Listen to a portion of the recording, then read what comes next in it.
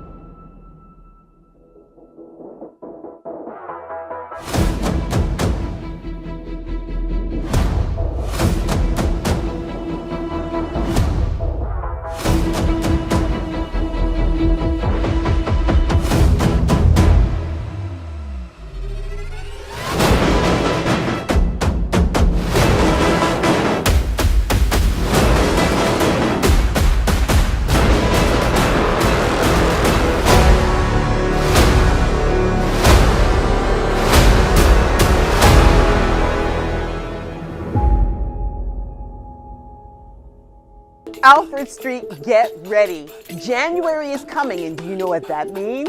Seminary Saturdays.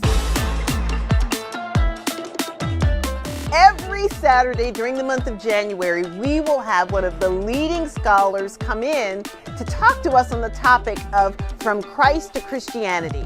We are going to have people who are experts in New Testament, early Christianity, the Reformation, the Black Church, all here to give us more information to think about as we develop and learn how to be better Christians. You don't want to miss it. Saturday, 9:30, and a continental breakfast starting at 8:45. Be there or be square. It's gonna be awesome.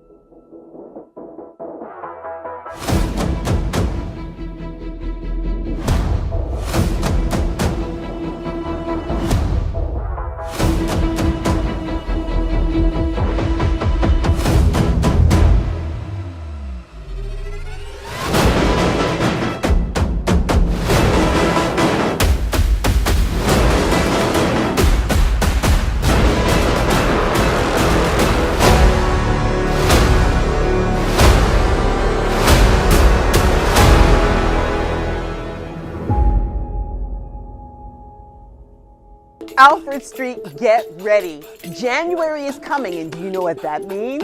Seminary Saturdays. Every Saturday during the month of January, we will have one of the leading scholars come in to talk to us on the topic of From Christ to Christianity.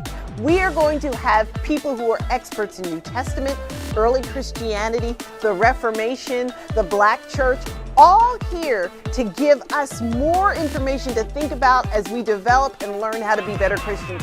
You don't want to miss it. Saturday, 9:30, and a continental breakfast starting at 8:45. Be there or be square. It's gonna be awesome.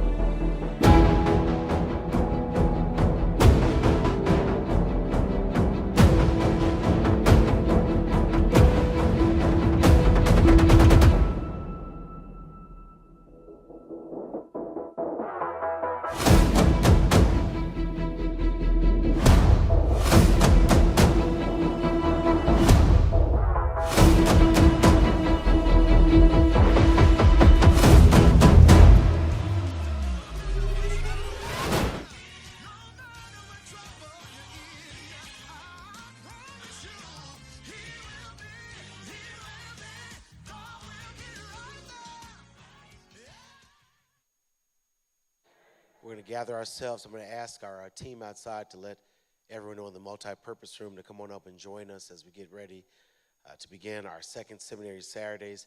What a joy it is to see all the folk who are not frightened by cold weather or the term snow. I want you to take note of the folk in the sanctuary. These are your diehard saints that you can count on when stuff hits the wall and you need somebody to pray with you. These are folk to do so. Joyfully, I welcome each and every one of you to what I have really begun to embrace as one of the great moments in the life of this church when we gather together to expand our hearts and our minds. One of the greatest compliments that was ever given to me by a brother who joined the church when asked why he joined, he said, because I don't have to check my brain at the door, that I can come into this space and it's okay to ask questions, it's okay to disagree, it's okay to learn. And so I want to thank you all for joining us both in this space and those who are watching us online this morning as we gather together for a learning experience.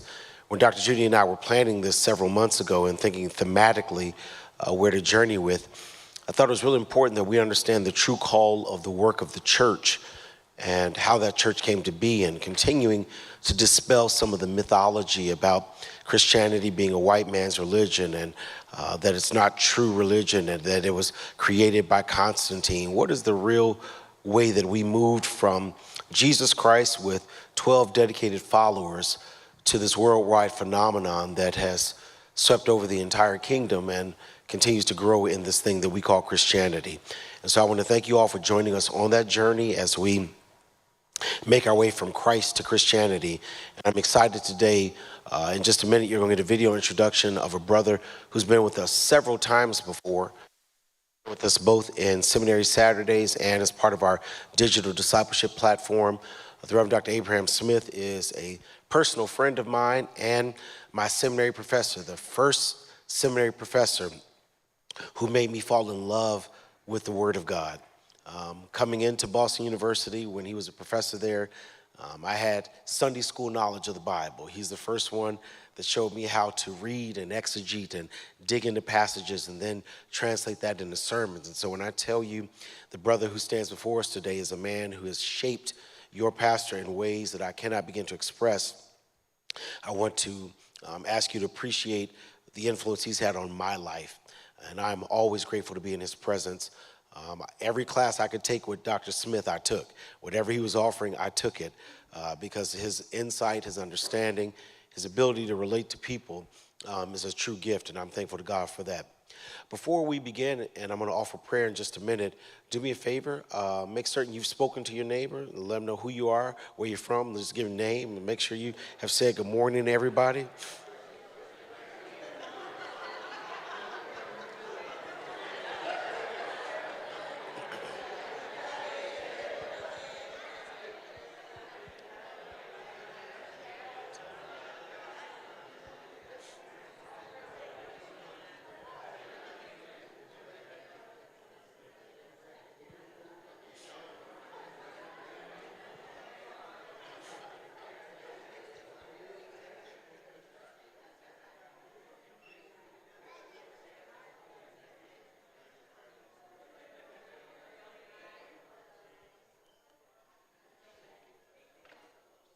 Great, great, great.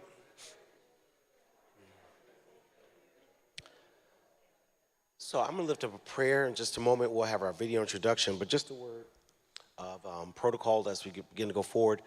We'll begin to take a break somewhere around 11. Around 11, we'll take a break, a biology break, to give everybody a few moments.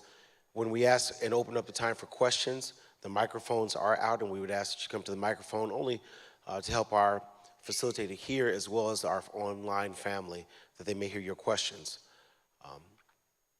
Let me say this as pastorally compassionate as I can. Ask your question. Okay? We love it when you get to the heart of the matter. We are not here to debate doctrine or theology, but rather to get clarity and understanding. And as in most learning scenarios, some questions can be answered easily and efficiently. Some require another class. If you're asking a question that requires another seminary Saturday, please be patient and understand that may not be the scope of what we're dealing with on today. And so allow either Dr. Judy or Dr. Smith to defer a question for a later time if it's not appropriate or cannot be answered in a succinct manner. We would love to entertain all questions, but at the end of the day, we want to make certain that we walk away with as much understanding as possible. And so if you could get to the question and make certain the question is germane to what we're dealing with today, and if not, give us the ability to say we're going to punt that until next time. So if you want to know when Jesus is coming back, this may not be the day that we can give you the final and definitive answer, but we'll do the very best we can to let you know he's on his way. He's on his way. Won't you bow with me in prayer as we thank God for this day and this opportunity? Because we're in the land of the living, oh Lord, we know that your mercies are still brand new every morning. And each and every one of us can testify that the only reason we are not consumed is because you are faithful. In the beginning of this new year, we commit and connect our hearts to you, not only in our passion of spirit, but also in our intelligence of mind. I thank you, Lord, for gathering us on this Saturday that we might bring seminary here to Alfred Street Baptist Church. To all those who gather in our sanctuary, to all those who watch online, we pray now that you would grant us knowledge and understanding, not just for the sake of being able to say what we know, but to live it and share it as we seek to become effective disciples of Jesus Christ, our Savior. We thank you for our teacher on today. We thank you, Lord, that you shaped him in his mother's womb and have given him all the experience and the education that has brought him to this place that today he might pour into us. I thank you personally for his influence and impact upon my life. I pray now, oh God, that we surrender this moment to you, that you would guide us in our knowledge and our understanding, and more importantly, our living the truth of the kingdom of Christ. Bless our time together is what we pray, and we ask it in Jesus' name. Amen. I think we've got a video introduction of Dr. Abraham Smith, and then I'd ask after that you just put your hands together and welcome him as he comes to lead us on this Saturday morning. Good morning, everyone.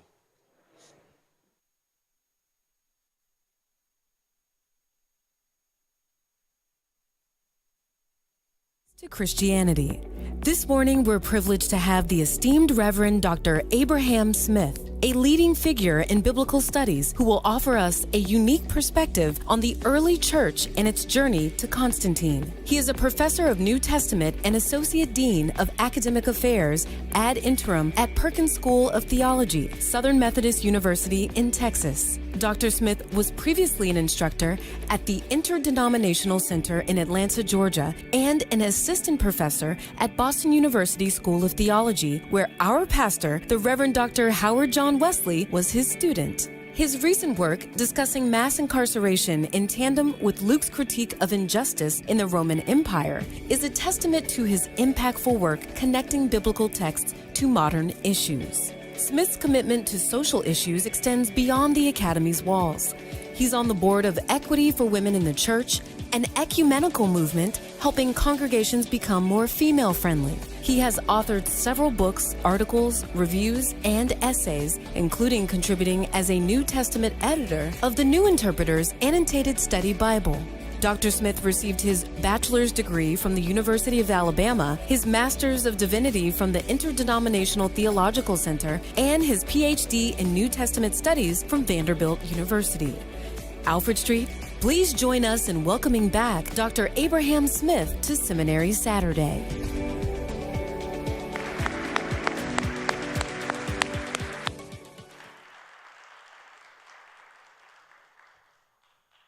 Good morning. I didn't know you had all those photographs of me. I've changed a lot over the years. One of those photographs came from the COVID years. If you remember that, I was a bit stockier then. Amen. Let me say first that I thank God for the opportunity to be here with you. I told Pastor Wesley, you keep inviting me again and again and again, and I think it's because you're trying to give me one more chance to get it right. But I am delighted to be here. I'm so thankful. I know that there are many, many persons much better trained, more eloquent, more skilled than me, who could stand before you and speak today. So Pastor Wesley, I want you to know humbly, I'm truly thankful. I'm truly, truly thankful. I'm also thankful to my colleague in Biblical Studies, Dr. Judy Fentress Williams, whose smile just lights up a room. Isn't that right? Amen, amen. And she has published a significant body of work, and she is well acclaimed, both in this country and around the world. I've been given an assignment, and I'm going to try to do it to the best of my ability, and that is to speak on the early church to Constantine. Let me begin this way. Whatever genuine problems that you and I might have with the church or with a church today, I want you to know that those problems did not begin in the 20th or 21st centuries. And there are some genuine problems. Power-drunk evangelicalism, in which religious zealotry trumps constitutional law. Church history has seen that before. Deceptive progressivism, in which the mere idea of novelty, the idea of knowing the latest fads or trends, is equated with actually doing something. That is something that church history has also seen before. Greed, graft, and globalized governance through monarchical practices. Church history has seen these problems before. Whatever genuine problems that you and I might have with the church, or we might have with a church, I want you to know that church history has seen these problems before. So what I want to do today is to go back. To go back to the early church and the period between the early church and Constantine, who was the first Christian emperor who ruled the Roman Empire in the 4th century. I want us to go back and to examine biblical records and to examine historical records so that we may be able to see that there's really nothing new under the sun. Whatever's going on right now has been going on for a long time.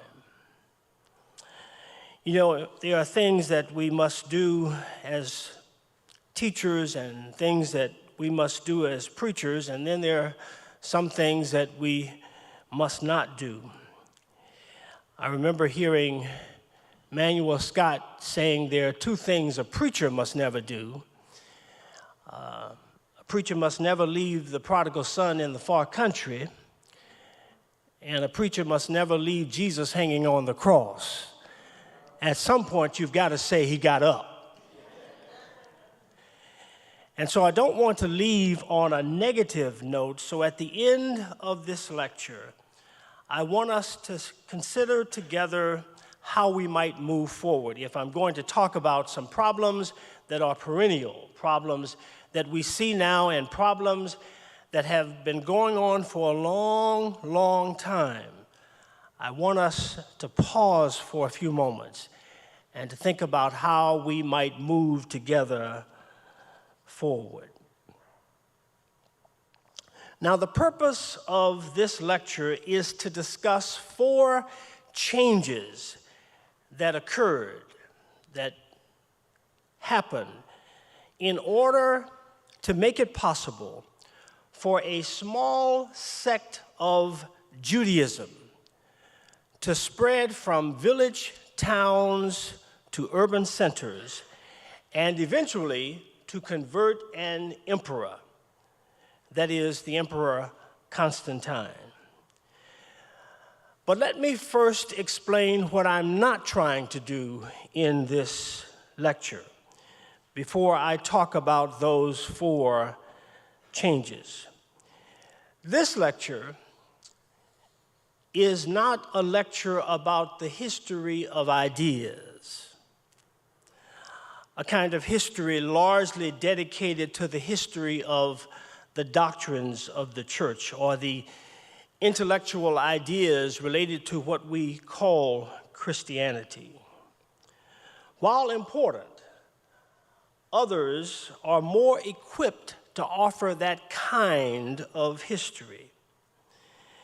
And that kind of research may take us away from the ordinary quotidian struggles of the Galilean Jesus' prophetic movement and the movement of his successors as they took his teachings to Roman provincial centers, to Rome itself, and to other territories of Rome. Furthermore, the equivalence for the adjective Christian and the noun Christianity in Greek come rather late in the story I want to tell. The Greek adjective Christianos appears for the first time not in the earliest writings of the New Testament, but in some of the later writings. For example, in the book of Acts and in 1 Peter, not in Paul's writings, which were the first in our canon. And the word Christianismos first appears in Ignatius, who was a bishop in the 2nd century in ancient Antioch, which then was of Syria. So I'm not trying to do that. This lecture is also not a lecture about the history of icons. I'm not interested in lauding single individuals, though it may be necessary in the case of Paul to speak about him and about those around him and those who came after him. Doing so, that is, speaking about those around him and those who came after him, will make my approach less like a search for icons and more like a search for what was happening on the ground to struggling communities. Here, of course, I do not seek to disparage Paul or to deny his impact or his influence.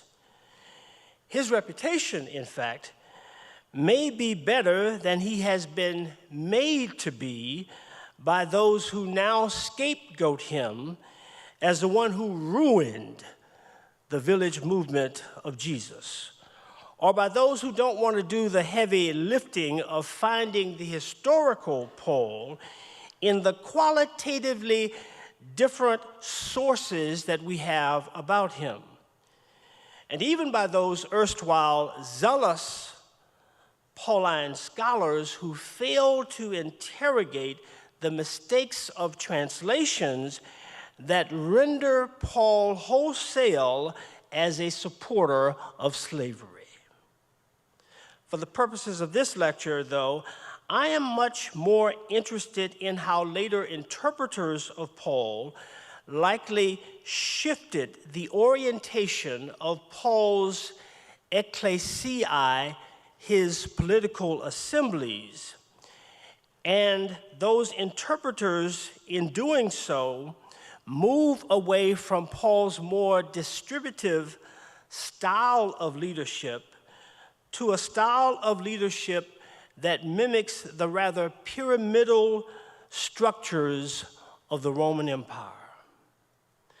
And finally, this lecture is not a lecture about the history of the inclinations that Christians, particularly early Christians, have had toward culture. I'm not seeking to reduce Christ or to reduce culture to a set of typological options as if we can heuristically understand moments of early Christianity in light of a famous book, Christ and Culture, that was written by H. Richard Niebuhr. I'm not looking at these early centuries and these early Christians to find the equivalence of moments when Christians endorsed one of at least three possible options as they look toward culture: Christ against culture, Christ of culture, or Christ above culture. Rather, what I seek to do is a much more modest enterprise. I simply want to try to be a good social historian this morning and to note 4 significant changes that likely must have occurred in order for the followers of Jesus to move from a small sect within Judaism to becoming a dominant religion. And I'll tell you what those 4 are, and then we will proceed to examine them. Here are the 4 changes that I want us to examine together today. A change in settings, a change in structures, a change in size and a change in structures. You knew they all had to be 4 S's. Let's begin with a change in settings. Constantine the Great was converted in 312 CE, and he founded or established what we call Constantinople in 330 CE. That city was one of the largest cities of its day, and for many centuries. So the question is, how did a small village-rooted movement go from village towns to urban provinces like the big city of Constantinople, which today is modern-day Istanbul in Turkey? After all, we know Jesus was born in Bethlehem, a little village south of Jerusalem. We know he grew up in Nazareth, which was occupied by peasants. And he conducted his itinerant ministry mostly in the fishing villages of Galilee, located near the Sea of Galilee. So how did his movement go from villages to a big city like Constantinople? The evidence suggests that the diaspora migrant worker that we know as Paul and his band of political assemblies had something to do with that shift. We look first, though, at the evidence that we can gather from the Gospels, and this is clear. There's a famous story told in the Bible. It's the story about a man who was living with paralysis, and you can find that story in Mark 2, 1 to 12, and you can also find that story in Luke 5, 17 to 26.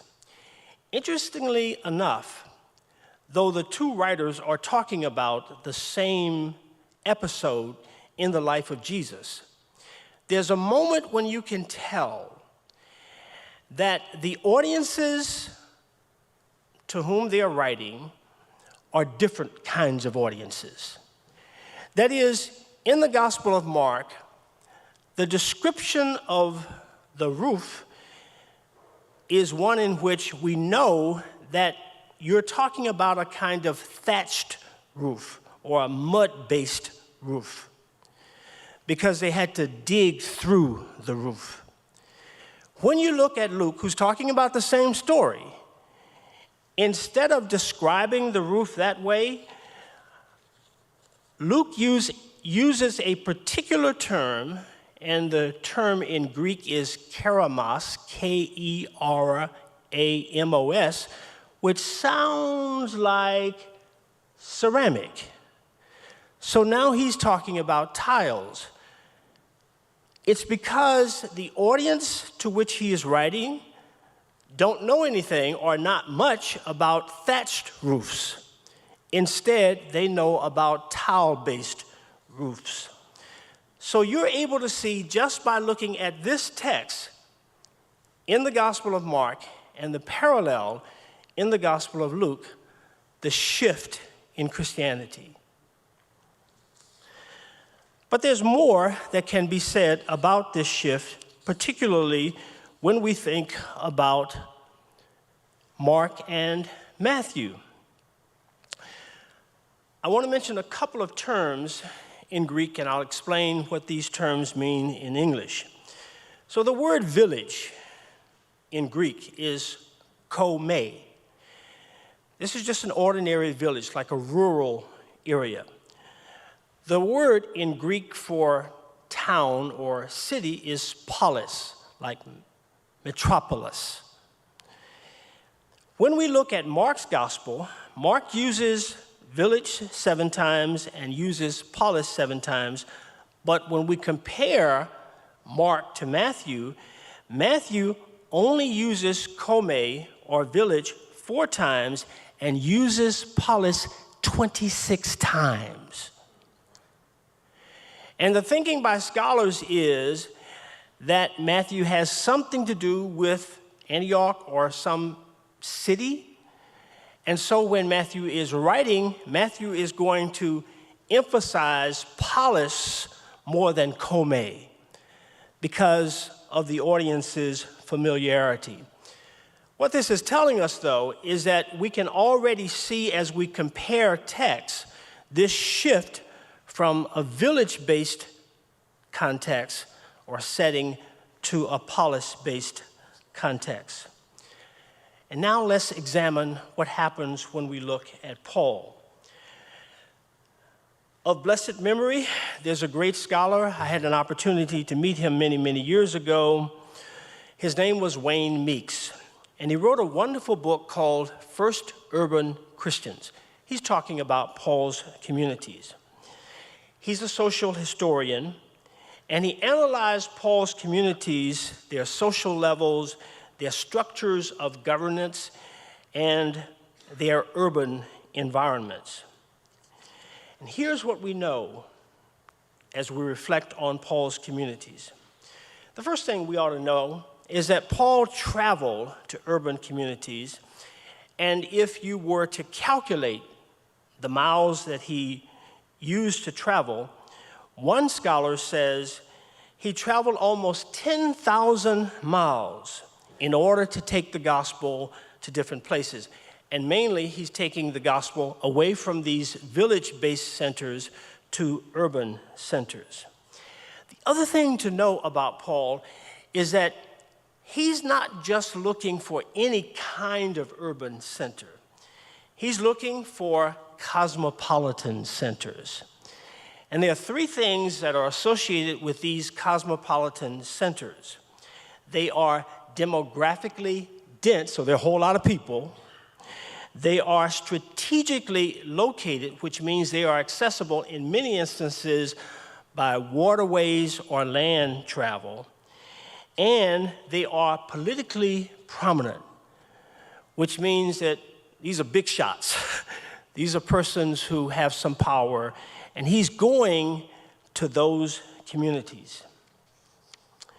He's interested in sharing his gospel, and that's a shorthand term for God's redemptive work in Jesus. However, he needs to express that when he is talking about Jesus. And he's establishing ecclesiae, E-K-K-L-E-S-A-I, which in Greek simply means political assemblies. That's what Paul thinks he's doing. He's establishing political assemblies. Political assemblies were those places where concerned citizens would voice their opinions. That's what Paul is seeking to do. We ought to be careful not to try to make a wide distinction between politics and religion, something that people say we do here, but we really don't do in the United States. We should be careful about taking a kind of anachronistic mindset and imposing that on the ancient world. Paul thought religiously that he was helping persons through developing these ecclesiae, or political assemblies. And interestingly enough, he would set up these assemblies, spend some time with them, maybe a few months, maybe a year and a half, and then he was off to set up another one. And one of the reasons why he had to write letters is because he wasn't staying with people. He was moving about, dashing about, and sometimes there were interlopers who would come in on his territory, and he would have to write about that. And so he wrote Galatians because of that. There were some interlopers who were coming and saying, "Oh, you Gentiles, You can't really be a part of the family of God unless you have more than faith. You've got to have circumcision and observe calendrical observances, so forth and so on. And so he'd have to write a letter. And he wrote a letter with a severe tone to the Galatians because of it.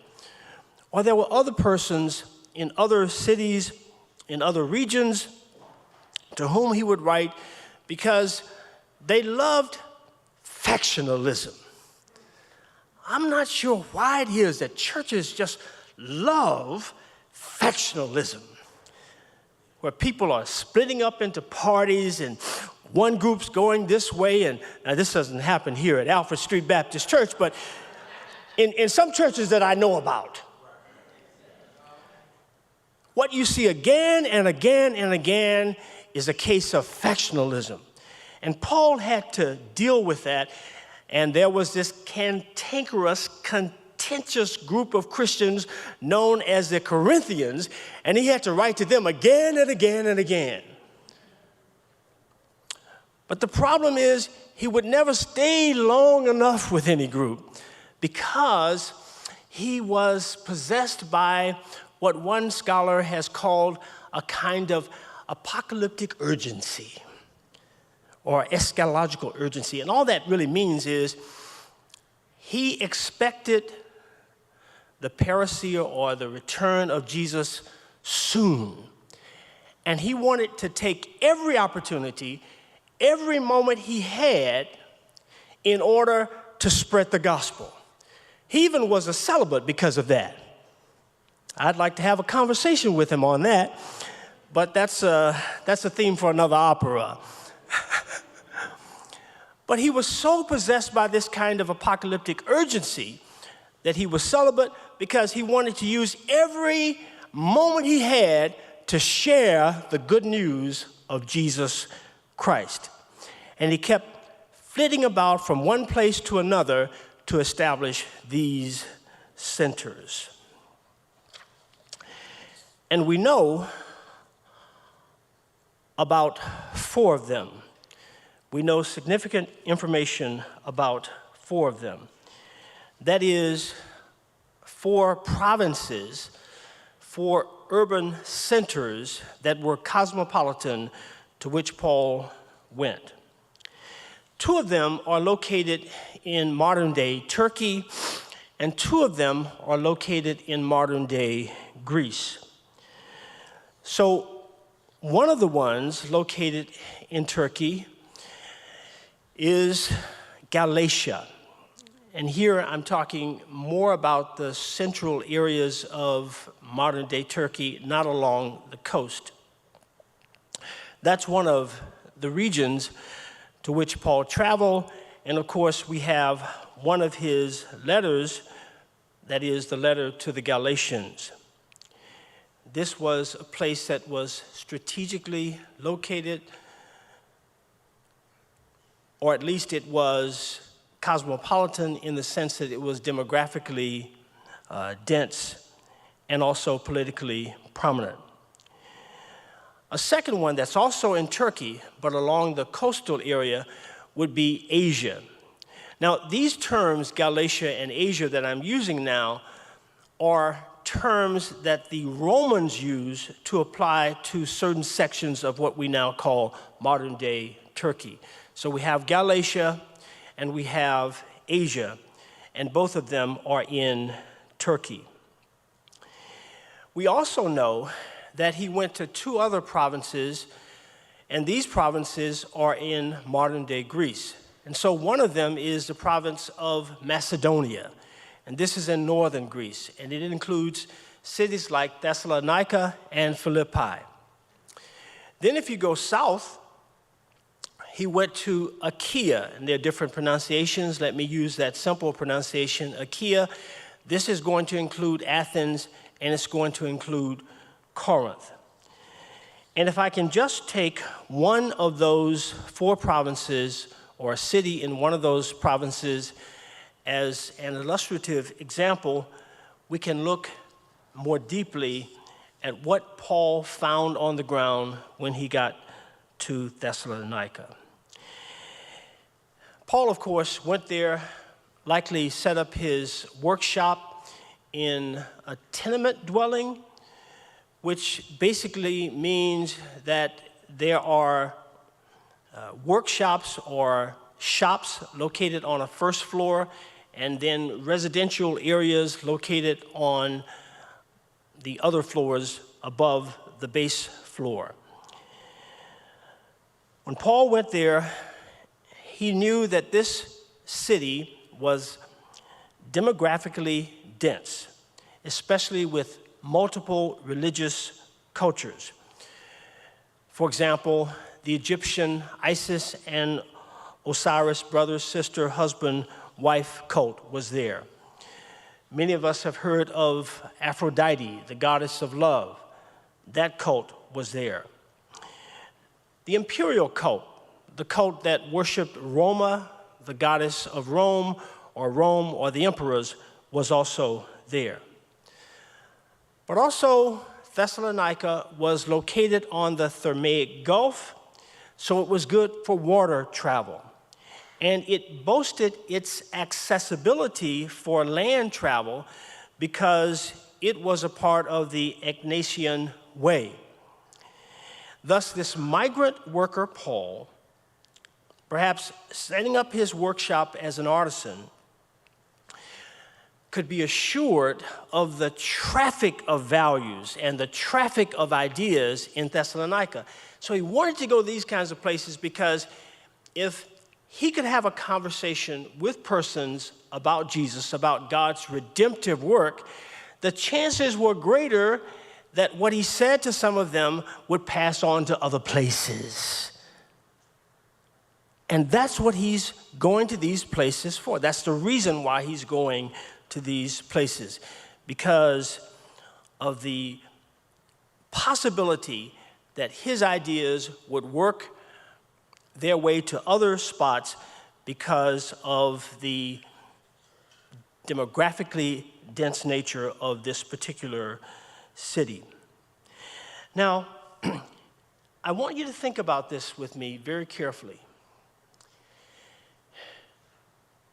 When I talk about a change in setting, I'm not just talking about a change geographically speaking, or a change in geographical setting. I'm also talking about a change in linguistic setting. Here's the amazing thing. In our Protestant canon, we have 27 books of the New Testament. Every single one of them was written in Greek.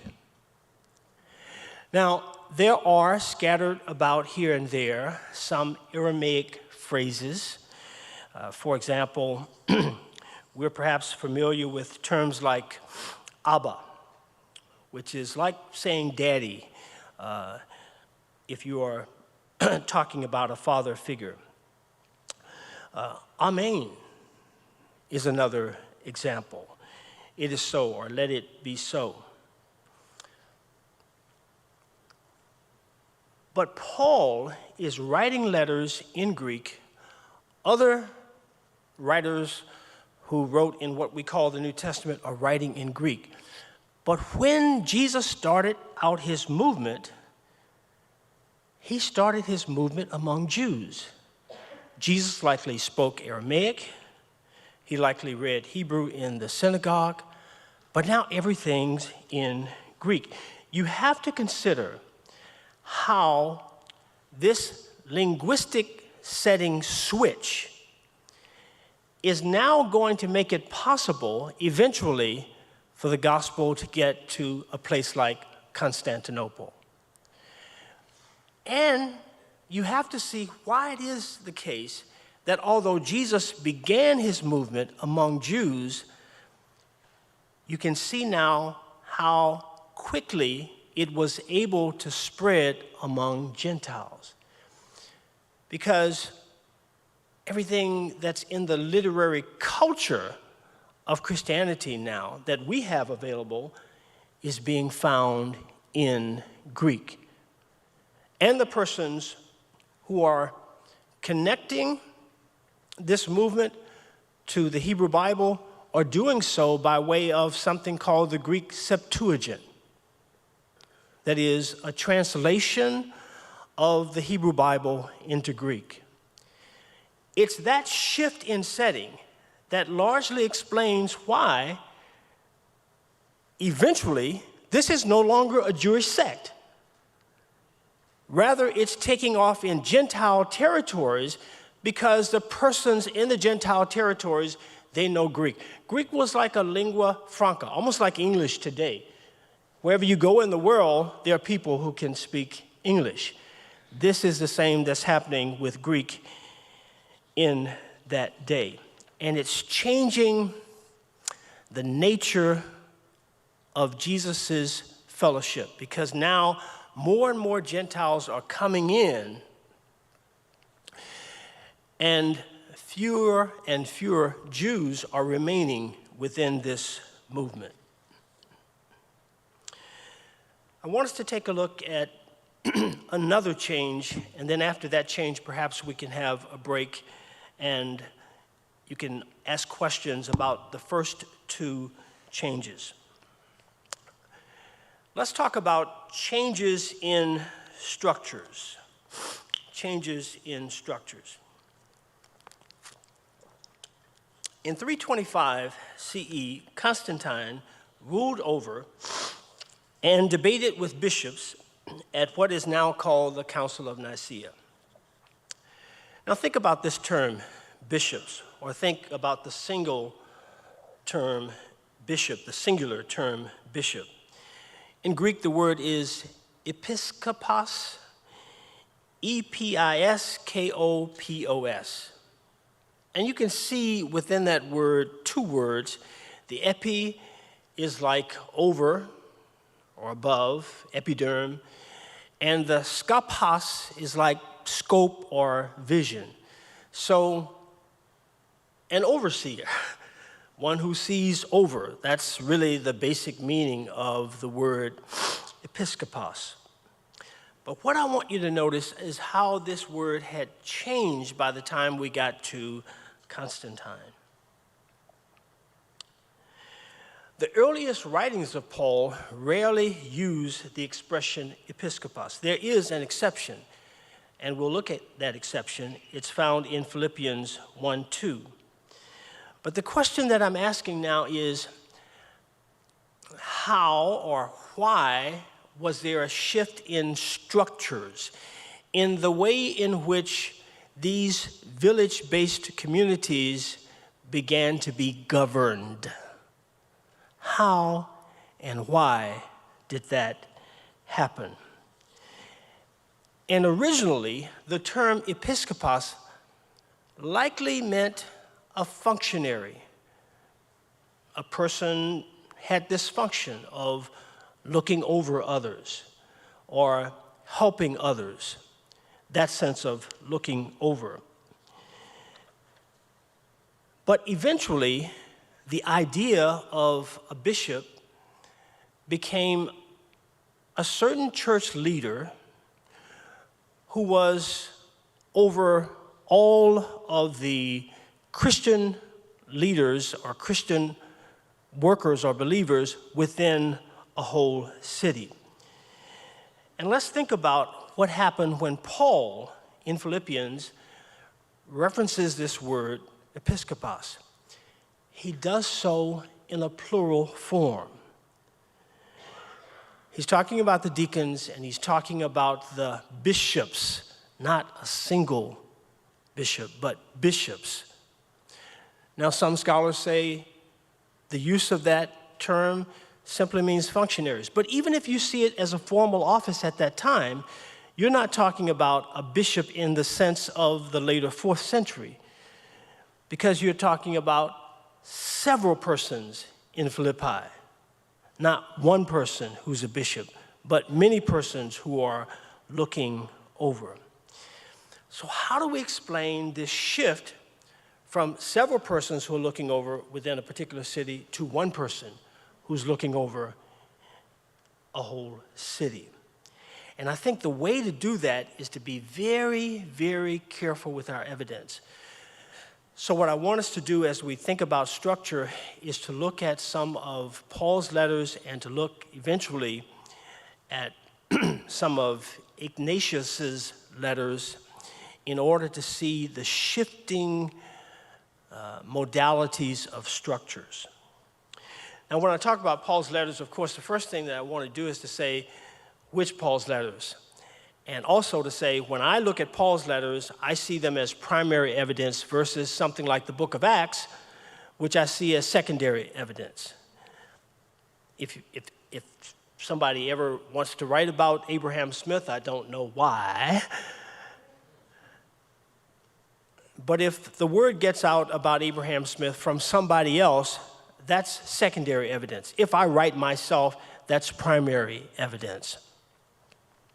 So the book of Acts is secondary evidence. If we go to letters attributed to Paul, they come in three categories. And scholars put them in three categories because scholars are looking for the historical Paul, and they're trying to be very careful. What are the three categories? Well, one category we can just call proto-Pauline works. And these are works that every scholar under the sun believes that Paul wrote. And there are 7 of them. We call them the Magnificent Seven. So we're talking about 1 Thessalonians, Galatians, 1 Corinthians, 2 Corinthians, Philippians, Galatians is only one time, Philippians, Philemon, and Romans. All right, 7 letters written by Paul, undisputably written by Paul. And then we have 2 other categories. So we have a category that we call Deutero-Pauline, and depending on the time of day and how much medicine somebody has had, you might have 2 different readings of this word Deutero-Pauline. All right, but for the purposes of this lecture today, let me limit that term to just 3 works. And those works will be 2 Thessalonians, Colossians, and Ephesians. That is, to some extent, they represent a nearer branch of Paulinist thought, a branch that's closer to Paul than the other works that are put in the Trito-Pauline category. And in the Trito-Pauline category, we can put 1 Timothy, 2 Timothy, and Titus, or what we call the pastorals. So we have proto, we have deutero, meaning a kind of second generation of Paul, and then trito, a kind of third generation of Paul. And when we're looking at the evidence, though we have all of these works, 13 in total, attributed to Paul, we have to make decisions about the historical Paul on the basis primarily of what we find in the proto works. If I go to those works, here's what I notice. I notice how Paul is very careful in Paul's use of the term body, soma in Greek, S-O-M-A, and he's very careful in his use of the term church, ecclesia, or churches, ecclesiae. And if we pay attention to how he's using these terms and then make comparisons between Paul and how others are using these terms, we can begin to see the shift in structure. Fair enough with me on that? So that's what we're going to do now. And Paul has at least 3 ways of using the term political assembly. He can be referring to a church in a single household. Now, the example that you have there from 1 Corinthians 16:9b has a couple of illustrations in it, but pay attention to the church in the house of Aquila and Prisca. So he can mean a church in a single household, as in the case of Aquila and Prisca. We know her also as Priscilla. But he could also use this term, ecclesia, to talk about a group of house churches within a city. And so he can write to the church of God that is in Corinth, All right, so there are several house churches there, but all together collectively, they make up the church of God that is in Corinth. And then he can talk about multiple ecclesiae, or called out ones, in a whole region, as in the case of Galatia. With me, everybody, on this kind of distinction? That's how he's using the expression. He's never thinking about a kind of universal church. And I've got a couple of exceptions to show you, but I think I can clarify what he's doing with those exceptions. But he doesn't have a sense of a translocal church idea. It's a local church, somebody's household, a local church in the sense of the churches in a particular city or the churches in a particular region, okay? But not everywhere. Not a universal idea of church. Now, what are the exceptions? Well, they're both basically about the same issue, the issue of Paul persecuting churches. We can see one instance in 1 Corinthians chapter 15, verse 9. This is what he writes: "For I am the least of the apostles, unfit to be called an apostle, because I persecuted the church of God." And I know what you're saying. See there? That's universal. Think about this. Don't even use the word church. Let me now call them the called out ones. And let me read it again for you. "For I am the least of the apostles, unfit to be called an apostle, because I persecuted the called out ones of God." You see how different that is? And it's impossible for us to think that Paul, before he had his Damascus Road experience, was persecuting every Christian. Nobody in their right mind would think that he was doing that. But he could say, I was persecuting persons who were called out persons, called out ones, because that term ecclesia really means that. The first part of it, ek, means out. The klesia comes from a Greek word kaleo, which means I called, so the called out ones. And what we see in Galatians is similar. Galatians 1:13, "You have heard, no doubt, of my earlier life in Judaism. I was violently persecuting the church of God, and I was trying to destroy it." I'll read it again in a different way. "You've heard, no doubt, of my earlier life in Judaism. I was violently persecuting the called out ones of God and was trying to destroy it."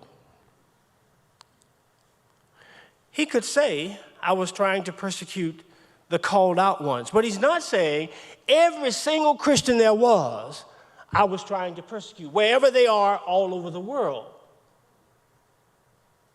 So he doesn't have this notion of a universal church. Everything is local.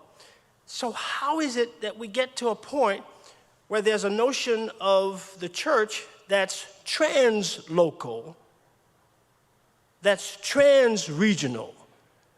Where is that idea coming from? And I think we can go to Deutero-Pauline works and begin to see it there. That is, we can go to Colossians and we can go to Ephesians and we can see this transition. Scholars, of course, believe these works are so similar that it's likely that Ephesians is copying off of Colossians. Let's start with Colossians first then. Colossians actually has two senses of the word ecclesia. It keeps the local sense because there's an expression about the church of the Laodiceans. See that you also read the letter from Laodicea. But the language is the church of the Laodiceans. That's local. But if you look at the other verse, Colossians 1:18, this is the expression that you have. This is a part of a kind of statement found in Colossians 1:15-20 about the role of Jesus as both a kind of agent of creation and an agent of redemption. So in the course of the writer talking about that, the writer says this: he is the head of the body, the church. He's the beginning, the firstborn from the dead, so that he might come to have first place in everything. Compare that also with Ephesians, which doesn't give this local sense, but just the universal sense. This is Ephesians 1:22-23, and he has put all things under his feet and has made him the head over all things for the church, which is his body, the fullness of him who fills all in all. I may not have yet convinced you, though, about this shift just on the basis of the word church. Bear with me. Let's dig more deeply and look at the word body and how that word body is being used by Paul, undisputed Paul, proto-Paul, and how it's being used by deutero-Paul. Now, anyone who's gone to 1 Corinthians probably knows that Paul used body language there in order to deal with this issue of factionalism. We've already talked about how this was a cantankerous, contentious church or collection of churches or collection of house churches. And Paul writes to them in 1 Corinthians chapter 12, verse 21, and he says this: as it is, there are many members, yet one body. The eye cannot say to the hand, I have no need of you, nor again the head to the feet, I have no need of you. Now, in this sense, every part of the body constitutes the body. Should I say that again? Every part of the body constitutes the body. The head, the eyes, everything is a part of the body. But now we're going to go to Ephesians, and we're going to go to Colossians, and what we see there is a different kind of language, as we've just seen when we were talking about the church. Recall again what was said in Colossians: he is the head of the body. Well, that's interesting. Now the body and the head are separated from each other. How did that happen? In Paul, the whole body consists of everything you see in a body, whether it's the head, the eyes, the ears. And what Paul wants to say is that these parts of the body have to work together in order for the body to function well. Now, everything above the neck is the head, and that's Jesus, and everything neck and below is the body, and that's the church. That's a shift. That's a radical shift. And the way both Colossians and Ephesians tell the story, the head is a cosmic Christ. That is, it's a Christ who's in heaven. And in the case of Colossians, the body is on earth, but in the case of Ephesians, which has some strange language, somehow the body and the head are elevated in the heavenly places. So now you have a cosmic head, which is Christ, and you have a cosmic church. I can already see there are going to be some questions. There are going to be some questions about this, but I hope you can see what I'm suggesting here is that we're having shifts as we move through this material. One other shift I'd like to share with you, one other shift related to structure that I'd like to share with you has to do with this issue of offices. We will talk about that, and then we'll take a break and entertain questions.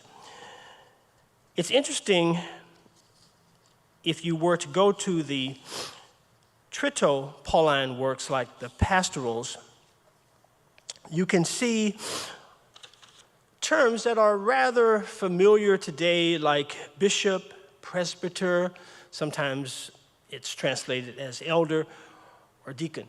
But it appears in the pastorals that we now have offices, okay? We're talking about formal offices with qualifications and responsibilities, as opposed to just somebody who's an overseer, a bishop who's an overseer. We also have widows. We have a fairly differentiated set of responsibilities. That's what we get in 1 Timothy, and there's a link between the bishop and the presbyter in Titus. If we look at 1 Clement, written by Clement of Rome, what we're going to see there, again, is a bishop, and we will see a deacon. If we look at Ignatius, you've got a fairly distinctive function for the bishop, who now among the orders is higher than the deacons and the presbyters. So if the other works occasionally blended together, the notion of a bishop and a presbyter, that's not what's happening now. You've got these discrete offices. We are moving away from a kind of distributive understanding of leadership to a more hierarchical understanding of leadership. Let me just quickly say why, and then should we take the break, all right? You know why the church moved towards something more centralized and something more hierarchical? It has to do with deviance and disagreements.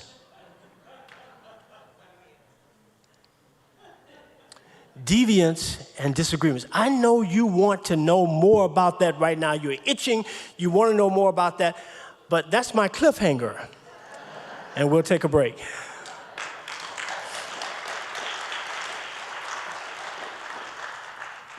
I want to thank Dr. Abraham Smith for this first part of this lecture. We're going to have a few minutes for questions, and as you've already heard, pastors ask that you come to the mic and that you ask a question. Now, when I was in seminary, we had something called Intro to Old Testament and Intro to New Testament. You had to take that class before you could take the advanced courses. You are in an advanced course, and that means that you have the opportunity to learn from one of the most preeminent New Testament scholars. It also means that there are terms and things that are made reference to that you may not understand. Some of those things can be answered quickly. Some of them are going to take more time. So we ask for your patience. That means some, but not all your questions are going to be answered. I want to recommend that you keep a file of all of your questions. Just keep track and keep studying.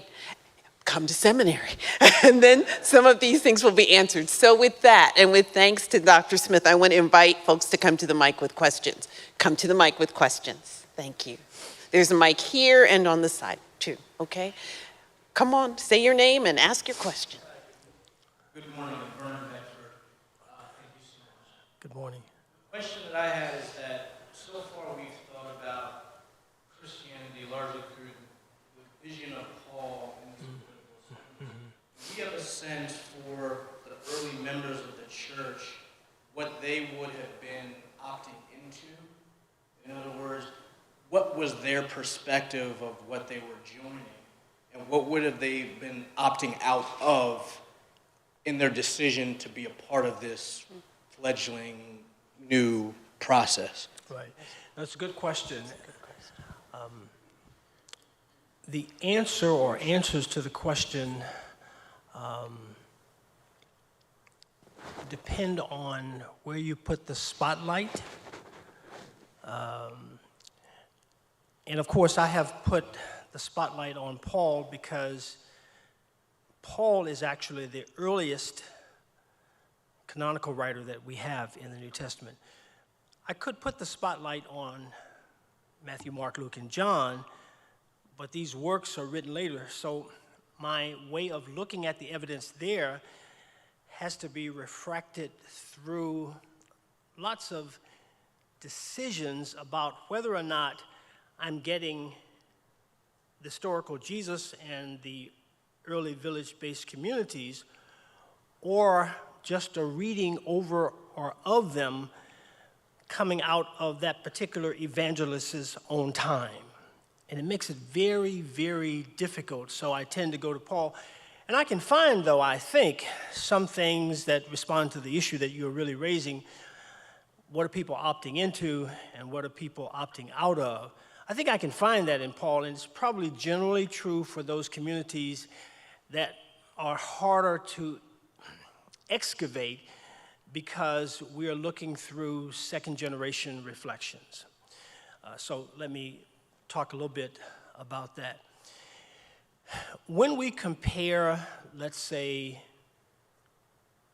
persons who see themselves as believers of God through Christ with other communities in the environment, the associations, for example, or some philosophical groups, there are several things that are happening as people opt in or as they are opting out. One thing that's happening is that the choice to follow Jesus often entails social alienation. So if you're opting in to follow Jesus, you can expect, the Greek word is thlipsis, T-H-L-I-P-S-I-S,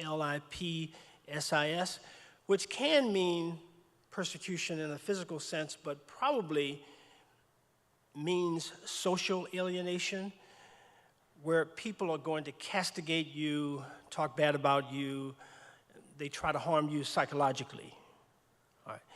And again, Paul talked about that. You look at the book of Revelation, it's all over the place. All right. So as you're opting in to become a part of this movement, what you're facing is possible social alienation. And in the case of Thessalonica, the reason why that was the case is because to opt in, to say Jesus is Lord, to say Jesus is Kyrios, is also to say, in terms of what you're opting out, Caesar is not. Okay? And there are persons on the ground who are getting munificence from the Romans, or they're getting beneficence from a particular Roman emperor. And they don't want to cut off the channels of those finances. and so they alienate those who opt in to say Jesus is Lord because they are trying to shun, shame, and separate themselves from those persons who might curtail some of the beneficence, the munificence that would ordinarily be coming from the Roman Empire. So I think that was one factor. I think also you could look more internally. Sometimes your affinity groups that were part of your clan leave you for some of the same reasons that the other people in the community would leave you. And I think that's one of the reasons why the brother-sister language comes up so often. The Greek word for brother is adelphoi. Think of Philadelphia, city of brotherly love. So adelphoi is A-D-E-L-P-H-O-I.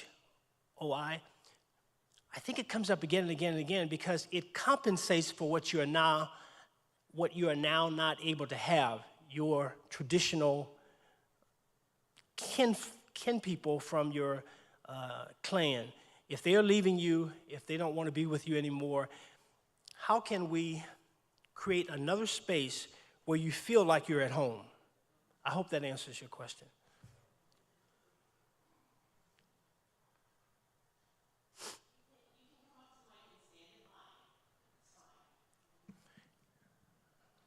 Okay, I'll Ben. Good morning. Thank you so much. My name is Greg Wilson. I actually went to graduate school for history, for U.S. history. Okay. My question is, so modern Christianity, my question is about syncretism. So modern Christianity, syncretism. The blending of cultures. Yeah. Modern Christianity My friend Kenya, for example, she's from Puerto Rico. Okay. And so her practice of Christian faith will include Santeria. Right. African Americans, we Right. include invoking ancestors. Right. And, I will see the ancestors someday and things Right. like that. So did Paul have an appreciation of syncretism? We know he was, hey, get those pagan practices out of there. What do you, and things like that. He emphasized that very much. But did he have an appreciation with all of these visits and by spreading the Christian faith? Did he have an appreciation for blending of local and regional cultures with the Christian faith? Thank you. Yeah, I have the question, and I think I know the answer. As a diaspora Jew, he's cosmopolitan. So he is soaking in his environment. As he speaks to different communities, he's drawing on what he's getting from multiple cultures. So from the Jews, of course, he's a Jew. He's going to continue his understanding of a kind of messianic hope. Of course, he thinks Jesus is the Messiah, but that's going to continue. And he believes with the death and resurrection of Jesus that God has cataclysmically intervened in society and that the initiation of that intervention will find its consummation at the parousia. But all that's tied to Judaism. But then he uses Stoic thought. That's a philosophical group during that time. The whole notion that Paul has when he speaks in several places, 1 Corinthians, Galatians, Philippians, the whole notion of thinking about the things that really matter. That's not coming up in his Jewish society. That's coming up in the other cultures where you first decide what doesn't matter. We call that adiaphora, A-D-I-A-P-H-O-R-A. And once you have concluded the things that don't matter, then you can focus on the things that matter. So circumcision, uncircumcision, doesn't matter. What does matter? Faith working itself out in love. But he's drawing that from the Stoics. Runner's language, where you look for a goal, you make sure that you are seeking a crown, appears in Philippians, it appears in 1 Thessalonians. That's coming right out of Greek culture about races and runners. The notion of an official who meets the people in a town, what we call parousia, that's coming straight out of that culture. And it's a Greek idea or a Roman idea. So I would say he is blending cultures all the time. And they get packed into his works, and we think it's just something Jewish or something we would call early Christian, but it's packed with multiple cultures. Thank you for being here this morning. I have a question that's specific to a point that you made. Who are the called out ones, and what is the reason or the purpose for Paul's persecution of this group? And how does that relate to the structural shift? Yeah, so who are the called out ones? In Jewish thinking, Jews see themselves as set apart, as holy. I think the idea of the called out ones as it took root in the early assemblies is connected to that. A sense that we are called out from the world to be God's representatives. Paul also uses the term hagioi, H-A-G-I-O-I, which means saints, but he never uses it in the singular. He never says hagias, like there's a single saint. He's always saying hagioi, because he can't imagine a world in which there's a single saint. But the idea is that these are persons who are set aside, sanctified, we would say it today. You've heard that kind of language. They see themselves, these persons saw themselves as vessels for God and representatives for God. So I think that's the idea of those individuals. Now, why did he persecute such individuals? Because in his estimation, he had this cartography of Judaism initially that was very binary. And by that I mean Jew, Greek. Simplistically Jew, Greek. And you either kept the law or you didn't. And if those persons saw themselves as called out ones and saw themselves as saints, but they were not keeping the law, he zealously opposed them. I think that's what's going on.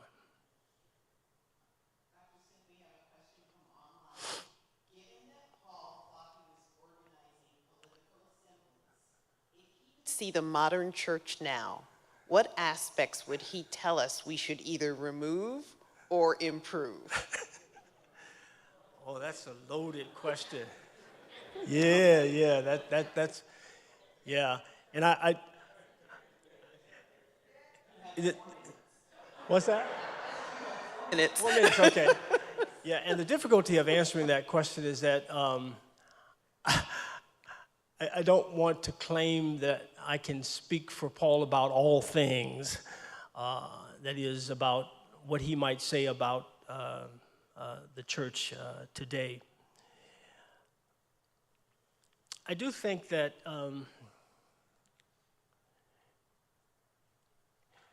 Paul would have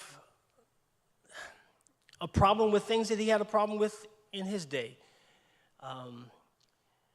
And I'm careful when I use this term because I know there are several connotations of it, but I think Paul really respected basic, borderline, threshold civility. There's a term, emithesia, which has to do with friendship. And there are certain notions, this is going back to the idea of Paul blending cultures. There's certain ideas about friendship that were in that culture. And one idea of friendship, and friendship now is something different from a patron-client, superior, inferior kind of relationship. Friends are equals, and they owe, the reciprocity element, they owe respect, dignity, and civility to each other. Again and again and again, Paul was dealing with that. The basic notion of concord is what he had to use when he was talking to the Corinthians. That's really coming from this idea that if we're equals, then we owe a basic level, a kind of threshold level of civility to each other. He would encourage civility. He would discourage factionalism. There's a little bit more I want to say when I talk about his methods for treating deviance and when I talk about his methods for treating disagreements as we move on, but I'm probably over my 4 minutes now, so I'll stop right there. Thank you. We're going to take a 15-minute break, which means we will be back at 11:10. All right? Thank you.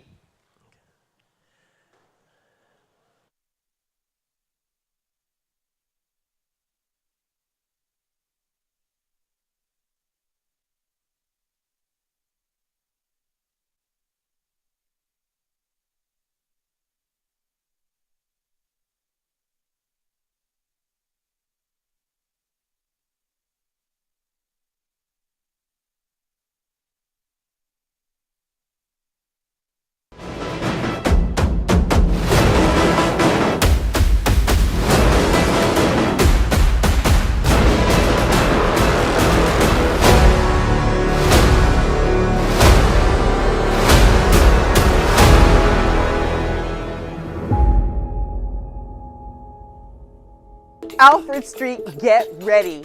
January is coming, and do you know what that means? Seminary Saturdays. Every Saturday during the month of January, we will have one of the leading scholars come in to talk to us on the topic of From Christ to Christianity. We are going to have people who are experts in New Testament, early Christianity, the Reformation, the Black church, all here to give us more information to think about as we develop and learn how to be better Christians. You don't want to miss it. Saturday, 9:30, and a continental breakfast starting at 8:45. Be there or be square. It's gonna be awesome.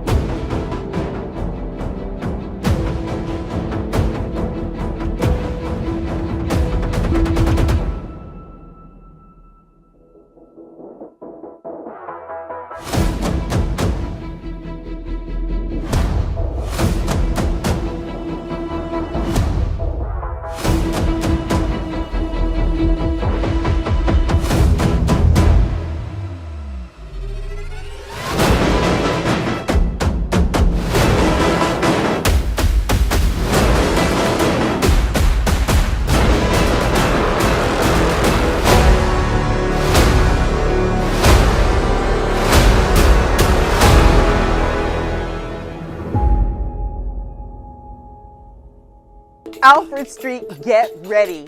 January is coming, and do you know what that means? Seminary Saturdays.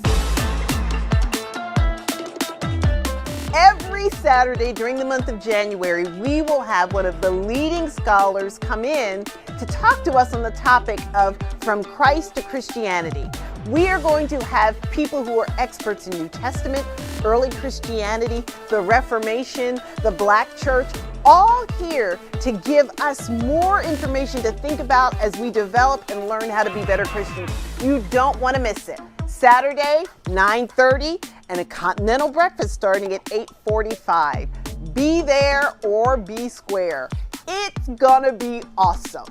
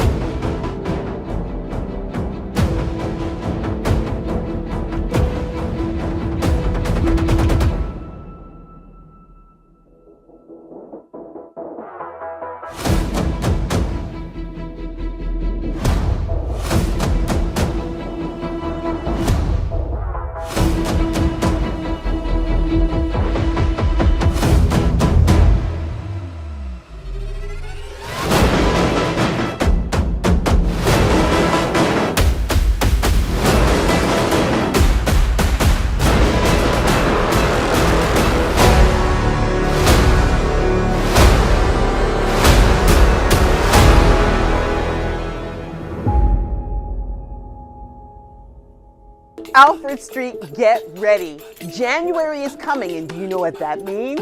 Seminary Saturdays. Every Every Saturday during the month of January, we will have one of the leading scholars come in to talk to us on the topic of From Christ to Christianity. We are going to have people who are experts in New Testament, early Christianity, the Reformation, the Black Church, all here to give us more information to think about as we develop and learn how to be better Christians.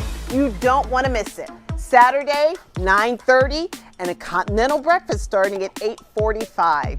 Be there or be square. It's gonna be awesome.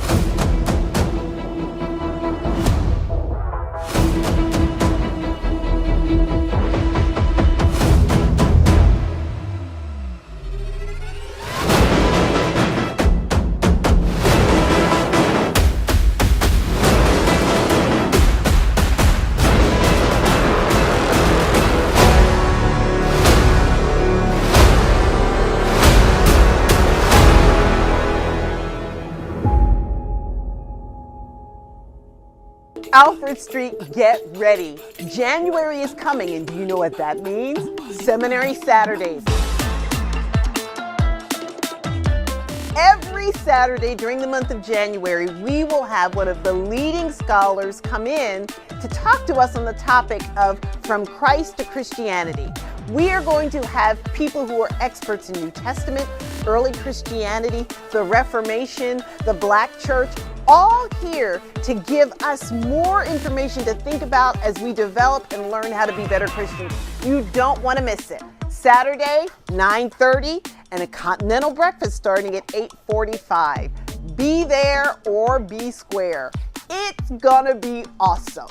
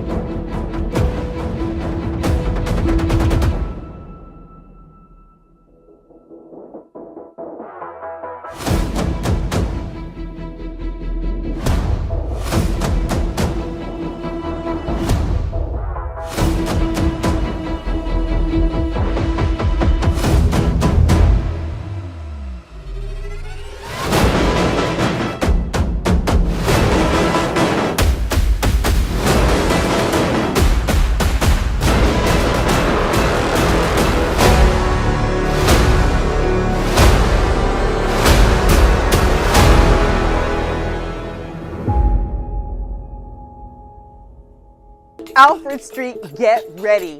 January is coming, and do you know what that means? Seminary Saturdays. Every Saturday during the month of January, we will have one of the leading scholars come in to talk to us on the topic of From Christ to Christianity.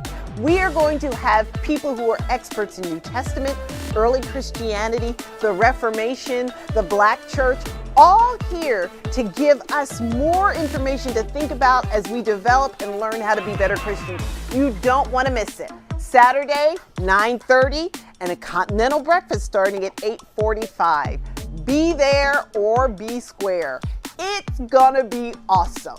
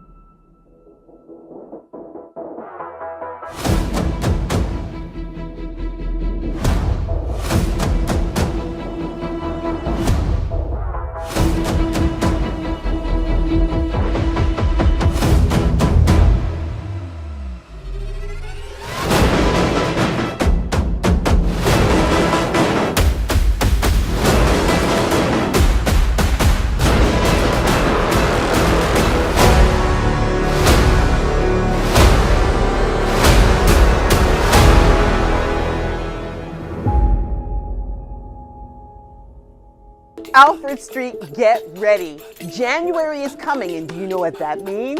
Seminary Saturdays.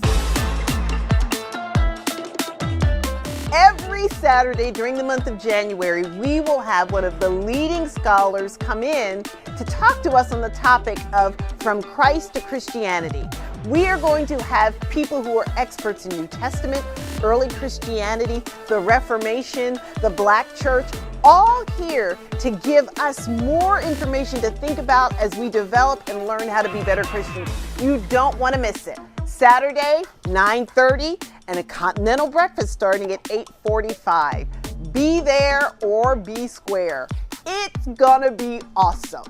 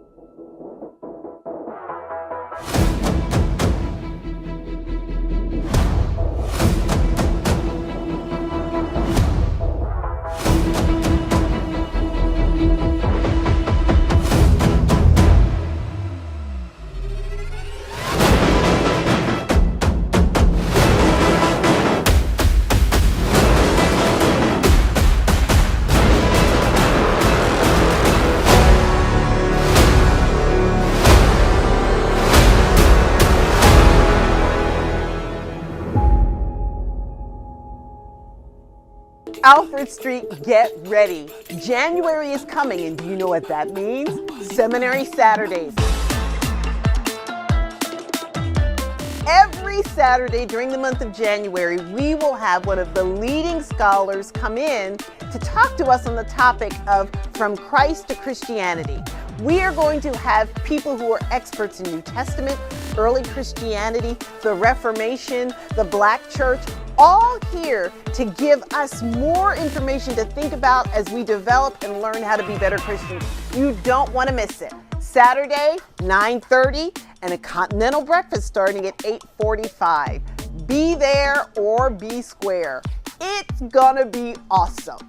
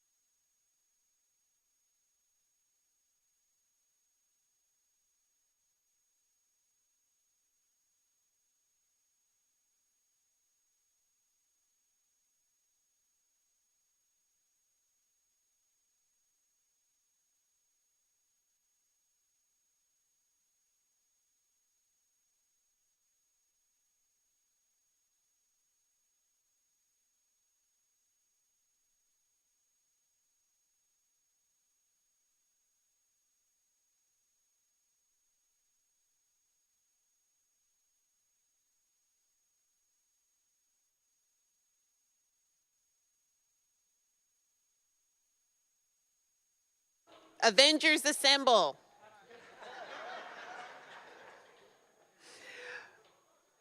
No, it's not on.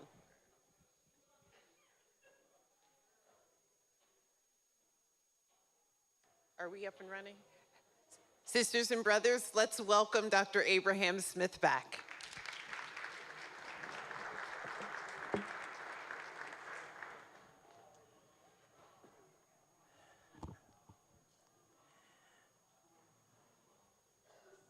You will recall that we've been talking about some changes that occurred that had to have happened in order for the movement from a village-based set of communities to the urban centers in early Christianity.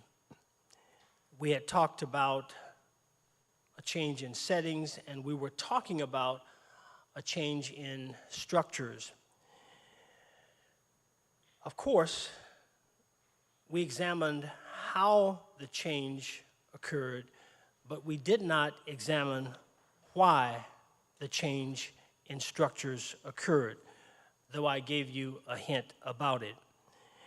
And that is this movement toward translocal authority and toward a kind of centralization of authority probably is related to two issues. One is deviance, and the other is disagreements. Let's talk about each of them. So we're continuing to talk about structure, but in the light of these two reasons that likely led to the shift toward translocal authority.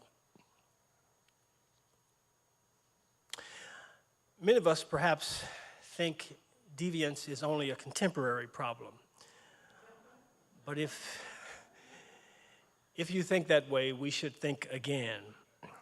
Centralization of authority was probably one of the ways that the ancient followers of Jesus tried to deal with the issue of deviance. Now, let me quickly say, when I use the term deviance, since it can mean many, many things, I'm really talking about behavior that was beyond the pale of acceptable decorum.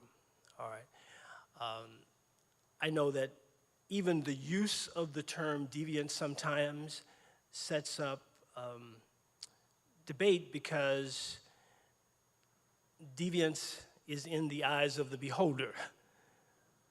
Who's really being a deviant and who's being innovative could be the issue. But I'm talking about things like what happened in the case of 1 Corinthians chapter 5. When Paul was writing to the Corinthians, he spoke about a man who was sleeping with his father's wife. All right, I think we're all agreed on that being deviance, right? Okay, just to be clear on matters. So what would happen in those kinds of cases? Some persons could be shunned. You just wouldn't have anything to do with them. They would be shamed, that is, they would be made to feel a level of remorse about their activity, or in some instances, they could be expelled. And a couple of texts that you can look at later to treat those instances of governance would be, again, 1 Corinthians chapter 5. You can see what Paul suggests there. But also Matthew chapter 18, verses 15 through 18. You know, Matthew, that chapter is really devoted to the church. Matthew is the only gospel that really talks about the church, although the book of Acts, which is a sequel to the Gospel of Luke, talks about the church. But that word ecclesia among the gospels is only found in Matthew.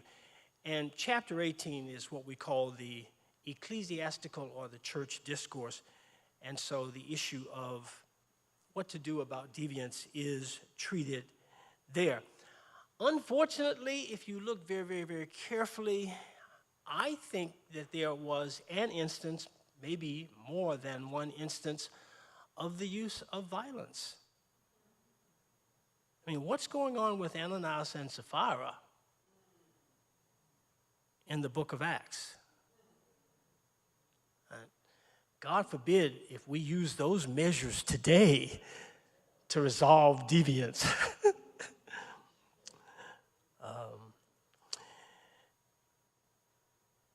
So it could be the case that the shift toward a kind of translocal authority was a way of dealing with deviance, having somebody who could make a decision about deviant behavior.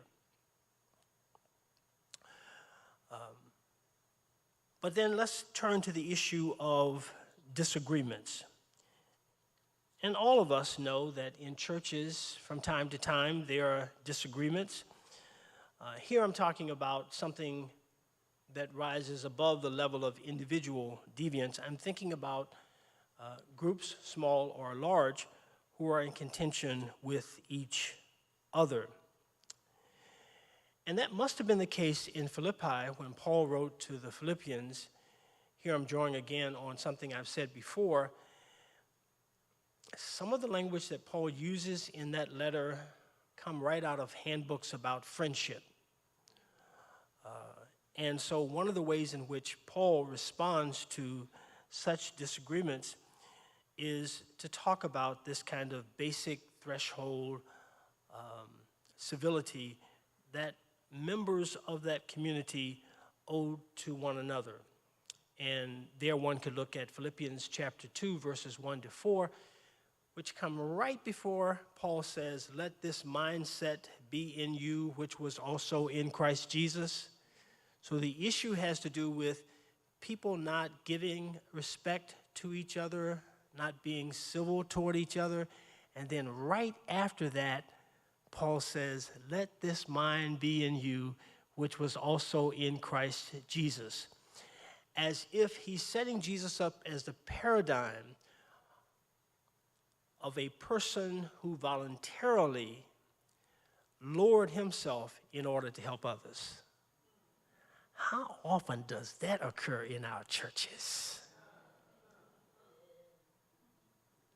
Where people voluntarily lower themselves in order for others to be blessed and enhanced, without, of course, failing to give due diligence to their own health. So I'm not suggesting that the voluntary relinquishment of one's privileges or rights should be exercised in a way that's going to diminish the health of the individual. I want it to be clear about that. As we continue to think about disagreements, sometimes there could be consultations. That happened in the early church. I think that's what's happening in the case of what some people call the Jerusalem Council. What you can see in Galatians 2, for example, or in the book of Acts chapter 15. Apparently, in Paul's estimation, based on what we see in Galatians, he thought there was some kind of consultation, and he walked away saying, okay, I can go and work among the circumcised. Paul and Barnabas can work among the uncircumcised, and then the Jerusalem leaders can work among the circumcised. And all that we have to remember, that's Paul and Barnabas, is that we're going to take up a collection for the poor saints in Jerusalem, which was really, really critical for Paul. And he talked about this again and again and again in the Corinthian correspondence, also in Romans. That is the idea of the Gentile churches contributing to the health of the Jews, the poor Jewish saints in Jerusalem. So consultation could have been one way to resolve disagreements. But what would happen if that failed, if the kind of threshold measures failed, and also if consultation failed? Well, here's what happened in early Christianity. There could be a separation or a splintering of a group. So we have this community that we sometimes call the Johannine community.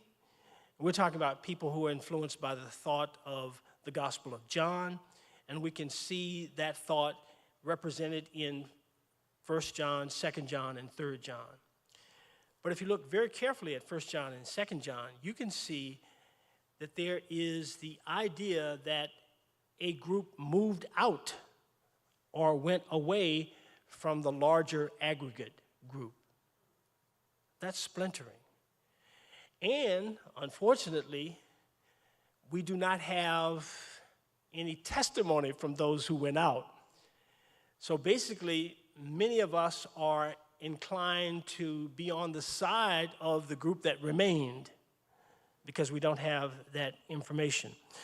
Also, related to that same community, if not separation, sometimes there could be the suppression of hospitality.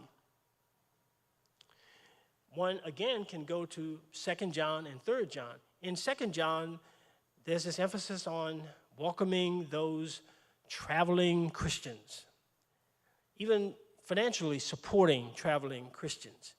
You get to 3 John, there's a kind of statement against welcoming certain persons because they don't have the right doctrine.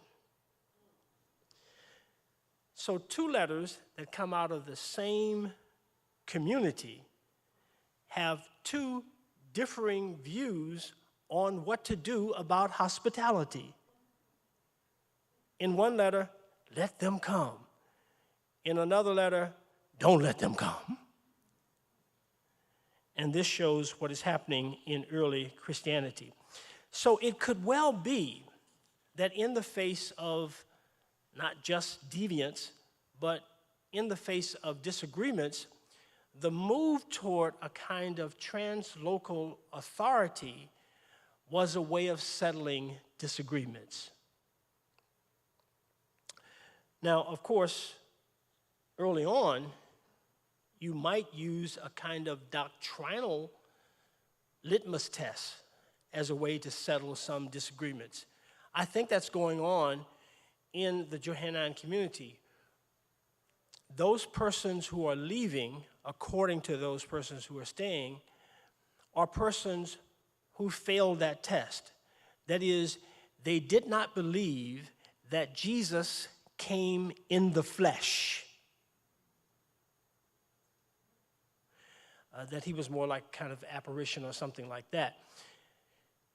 And so these persons who remained in the aggregate thought of themselves as persons who were holding on to a basic principle, a basic doctrine, and that is Jesus was incarnated. And if there are persons who don't believe that, they should go away from us. So the litmus test in terms of what people should believe and who was authentically a part of the Johannine community came down to that. Did people believe that Jesus Christ came in the flesh? Okay, we're going to shift to the third change, and this is a change in size. And I'm sure after we are done with this particular change, there are going to be a lot of questions. We're going to look at two shifts, but this one is a hive's nest, I think. So there's a famous scholar whose name is Bart Ehrman. He wrote a book called The Triumph of Christianity. And among other things, he's talking about the exponential growth of Christianity from the 4th to the 5th centuries. There's a chart that sort of shows what he says is a responsible, careful analysis of how the church grew. And already I know you're going to question these numbers, but let's just look at the numbers. So in 30 CE, 20 Christians. And of course, the term Christians is problematic, but let's just go with it.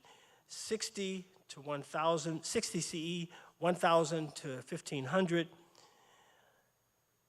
around 100, 7,000 to 10,000, and we get to 300 CE, 2.5 million to 3.5 million Christians.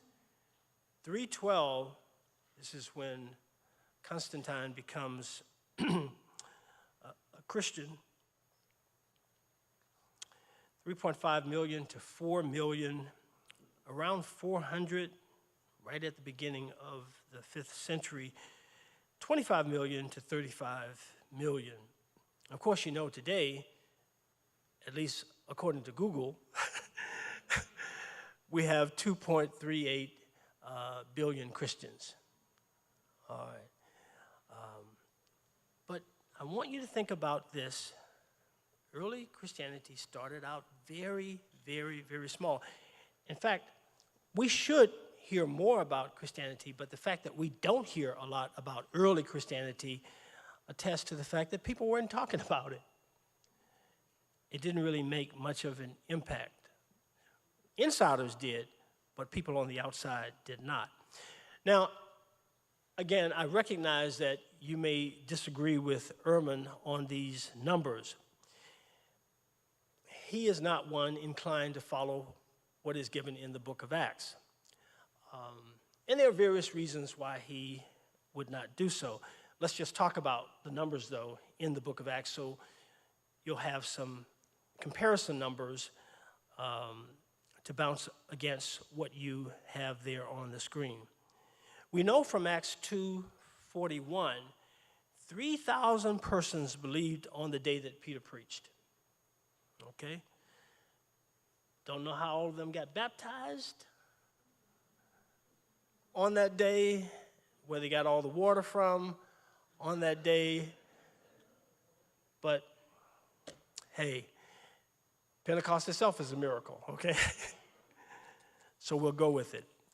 Then by the time we get to Acts 4:4, the number rises to 5,000. So just in a couple of chapters. By the time we get to Acts 21:20, this is a quote, there are literally tens of thousands.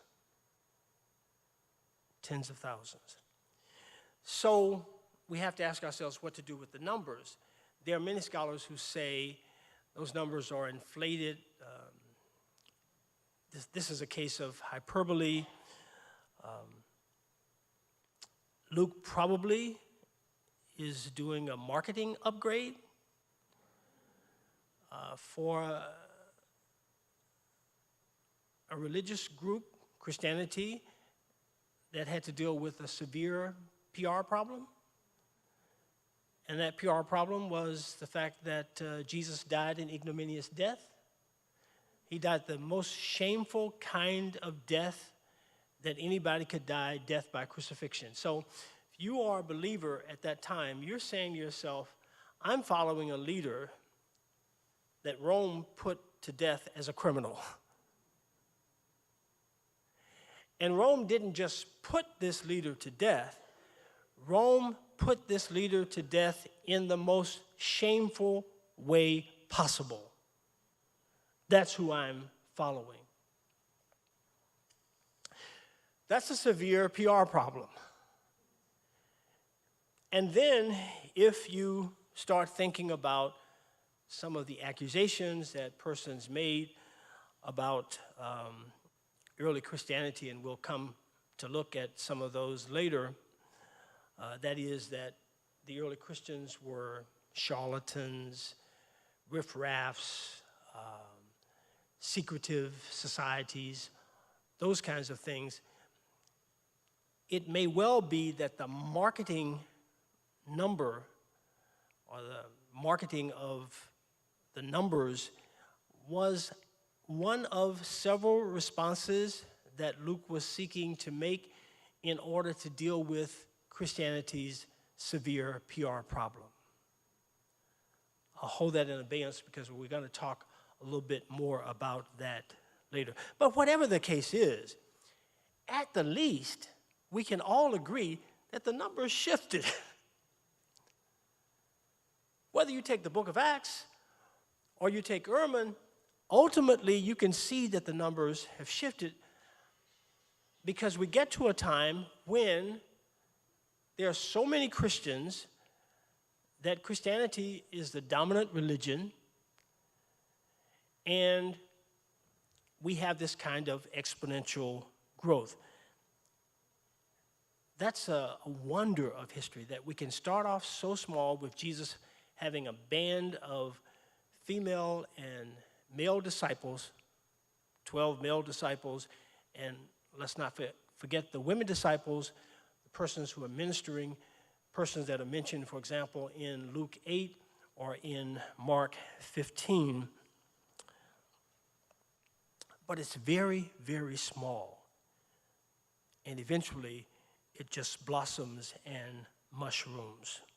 How did we get from a small backwaters prophetic movement to the 4th and 5th centuries where Christianity becomes an empire-wide movement? That's phenomenal growth. And of course, many of us can say, it's because we have the goods. We have the message. I mean, the good news, and people would want to come to be a part of this movement because of this good news. This good news, and it does make logical sense, this good news of God's cataclysmic intervention in the world that turns the world upside down. The idea that somehow God is active in the affairs of the world and that God's redemptive action crystallized in two moments, in the death and resurrection of Jesus on the one hand, and ultimately we expect in the parousia of Jesus when that happens. That offered a lot of people hope. They came into early Christianity also because of a kind of egalitarian ethos that we can see measurably here and there. I'm not talking about a full liberationist ethos of egalitarian values. I think if we say that, we're putting too much on that early community. But I do believe that Paul had something going when he said neither Jew nor Greek, slave nor free, male and female. At the root of what he saw in early Christianity, at the root of what he saw in the political assemblies of what we are now calling early Christianity, is this idea of equality. And there were people rushing to become a part of this movement because they're being respected as equals. Who would not want to be a part of that? To be in a space where people afford you common basic dignity. When you leave there, you've got to go back and work for a master. But in that space, you can break bread with one another. When you leave there, you have to deal with gender patriarchy. And it comes up again and again and again. But now you can be called sister and brother. And that idea of a space where there's a more distributive understanding of leadership and there is at least the semblance of an egalitarian ethos is attractive. It was then, and it is now. Anybody would want to be a part of a church in which you felt welcomed, in which your dignity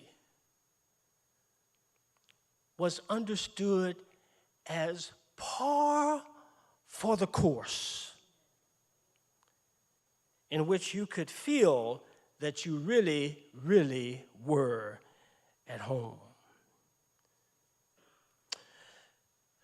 Let's go to the next change, which has to do with a change in status.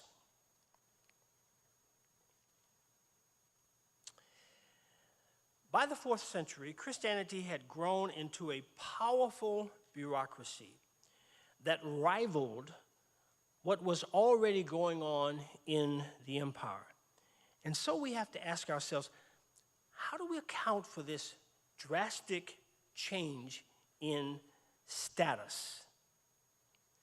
After all, Jesus was a Jewish peasant, and some of his earliest followers were fishers or persons drawn out of the artisan class. And no one at the time Jesus began his movement belonged to the 1% that was at the top of the pyramid of social relations in that world. And at the top,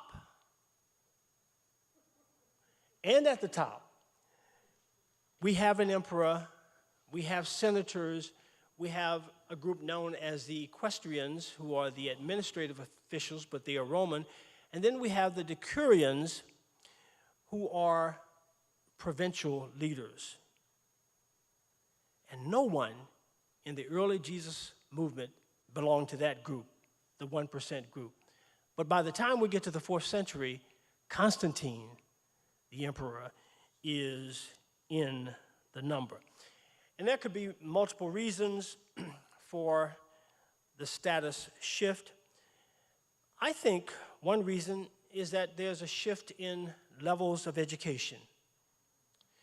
If you were to look at the book of Acts, there's an occasion in which Peter and John are in the presence of the council, and the council, according to the narrator, regards Peter and John as the essence of persons who are not trained, not educated. This is the Greek, and you can almost hear in the Greek the put-downs or the kind of slightings that the council, as stylized by the narrator, must have had about Peter and John. The first word is agrammatoi. Agrammatoi. That's A-G-R-A-M-M-A-T-O-I. Unlettered. People that don't have grammar. Here's the next one. Idiotai. I-D-I-O-T-A-I. So when they looked at these people, they said, they've been with Jesus. That's the estimation that people had about Jesus' followers. Now, all of that's odd because when Luke tells their story, though, and has Peter to speak, Peter starts talking like Socrates. So the unlettered, and the word idiotai has to do with going your own way, which sometimes we translate as idiots.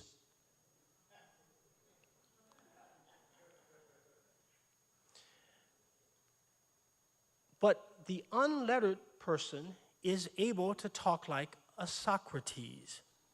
That's Luke's impression.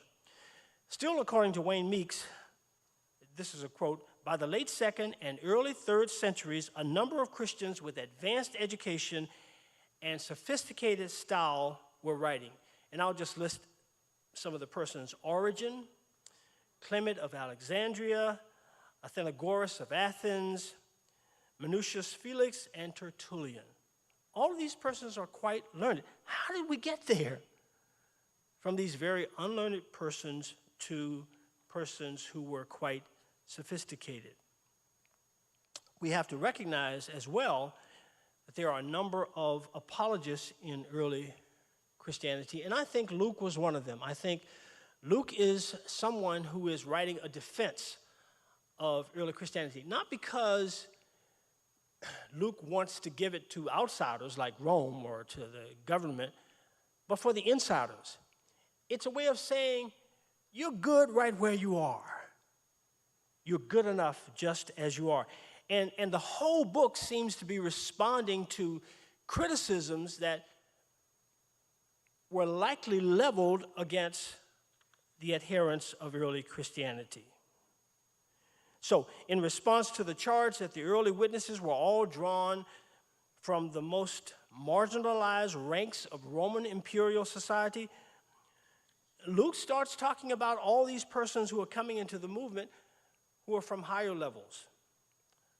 So Luke talks about the treasurer of Ethiopia, this Ethiopian official in Acts 8:26-40. Luke talks about a centurion in Acts 10. Luke talks about leading women and men in chapter 13, chapter 17, chapter 24, and chapter 25, and all kinds of magistrates that are listening to the good news that the various protagonists of the book of Acts are speaking. And Luke will even say that Paul was a Roman citizen. Paul himself never said it. There's not a letter that was written by Paul in which Paul says, I am a Roman citizen. But Luke has drawn Paul this way, and it may well be Luke was trying to respond to the criticism. To the criticism that the Christians were hucksters, Luke has Paul acting like a philosopher, speaking boldly, having soundness of mind, which was exactly what a philosopher would have. To the criticism that these early Christians are novices with subversive objectives, Luke solidly connects Jesus to his venerable heritage, which is the Jewish heritage. And of course, I could go on and on and on to indicate that. But there's also a change in attitudes toward toleration. Were the Christians persecuted? Well, sporadically at first, yes, but not a statewide persecution. But ultimately, there is statewide persecution. We can see this in several moments. We can see it in the year 250. We can see it again in 257 to 258, and then in an extended period, the Great Persecution, which comes during the time of 303 to 313.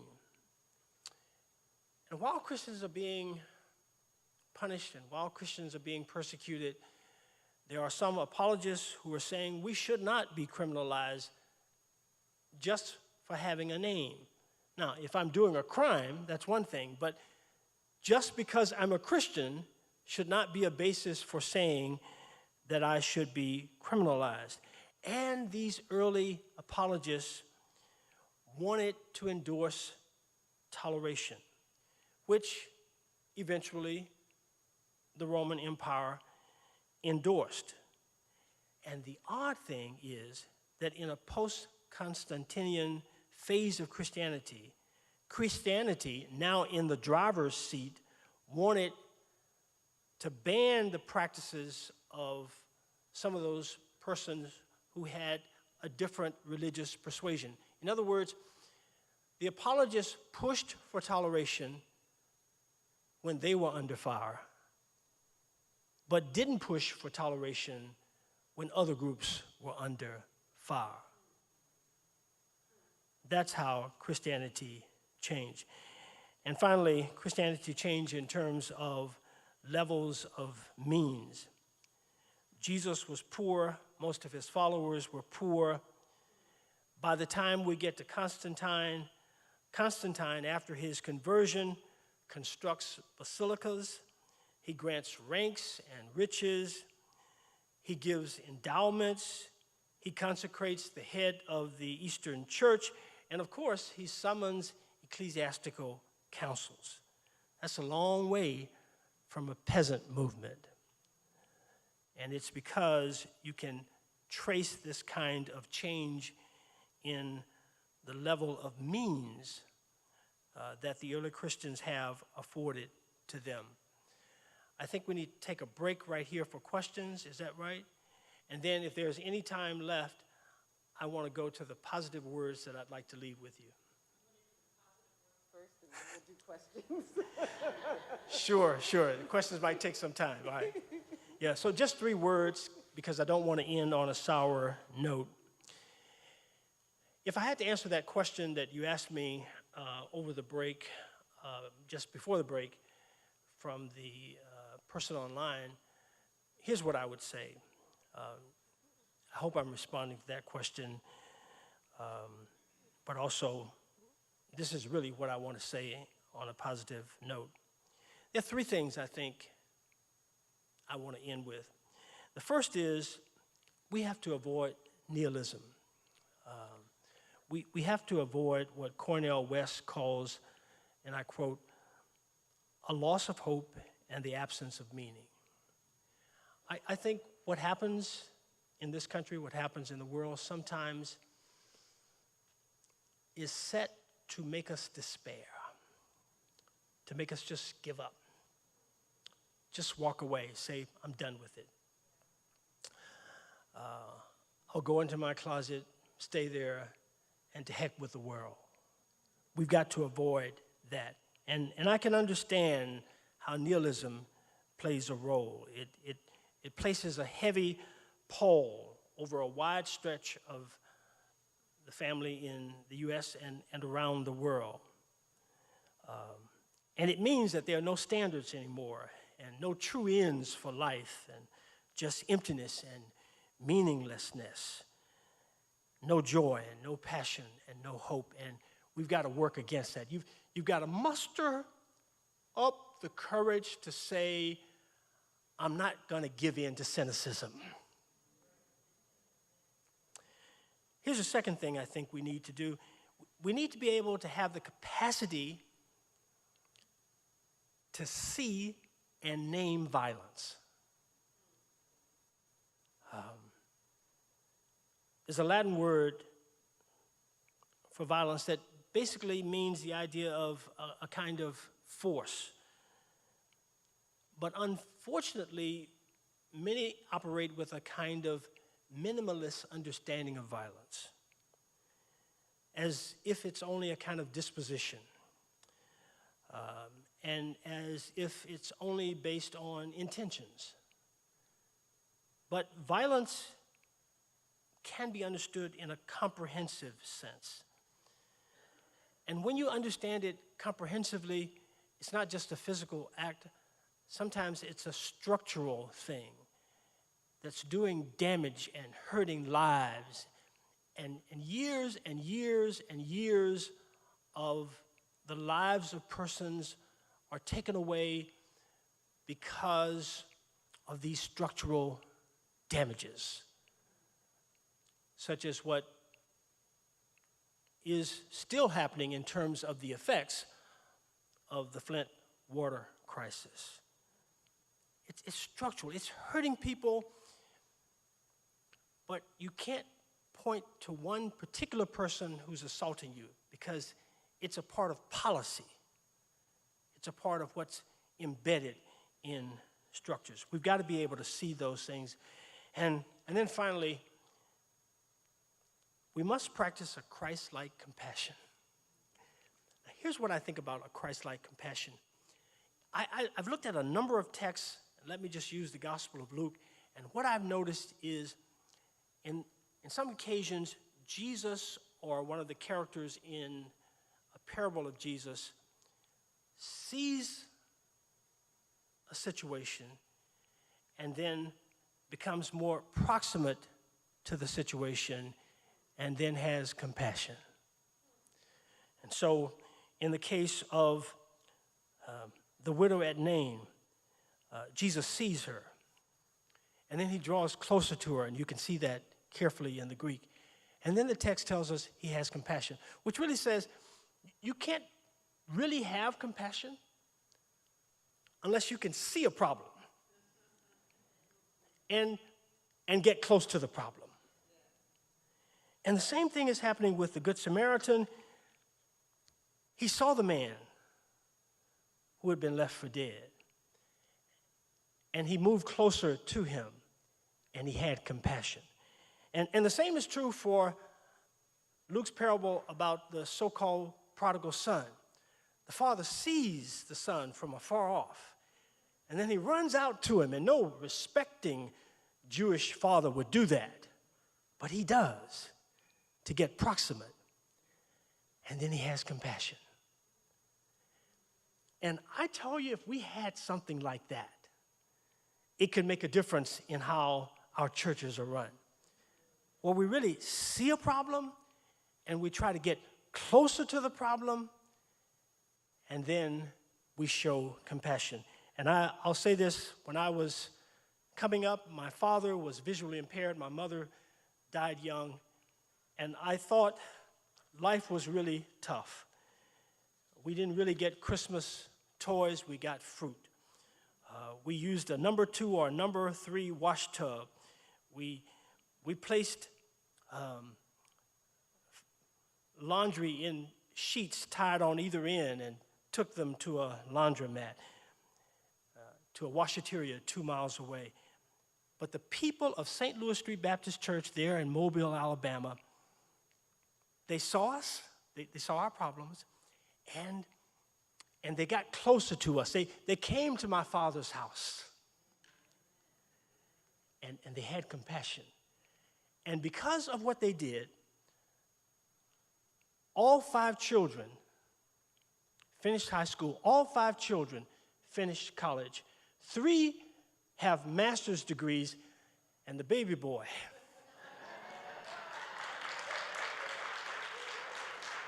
has a PhD. There's hope in that. There's hope in that. God bless.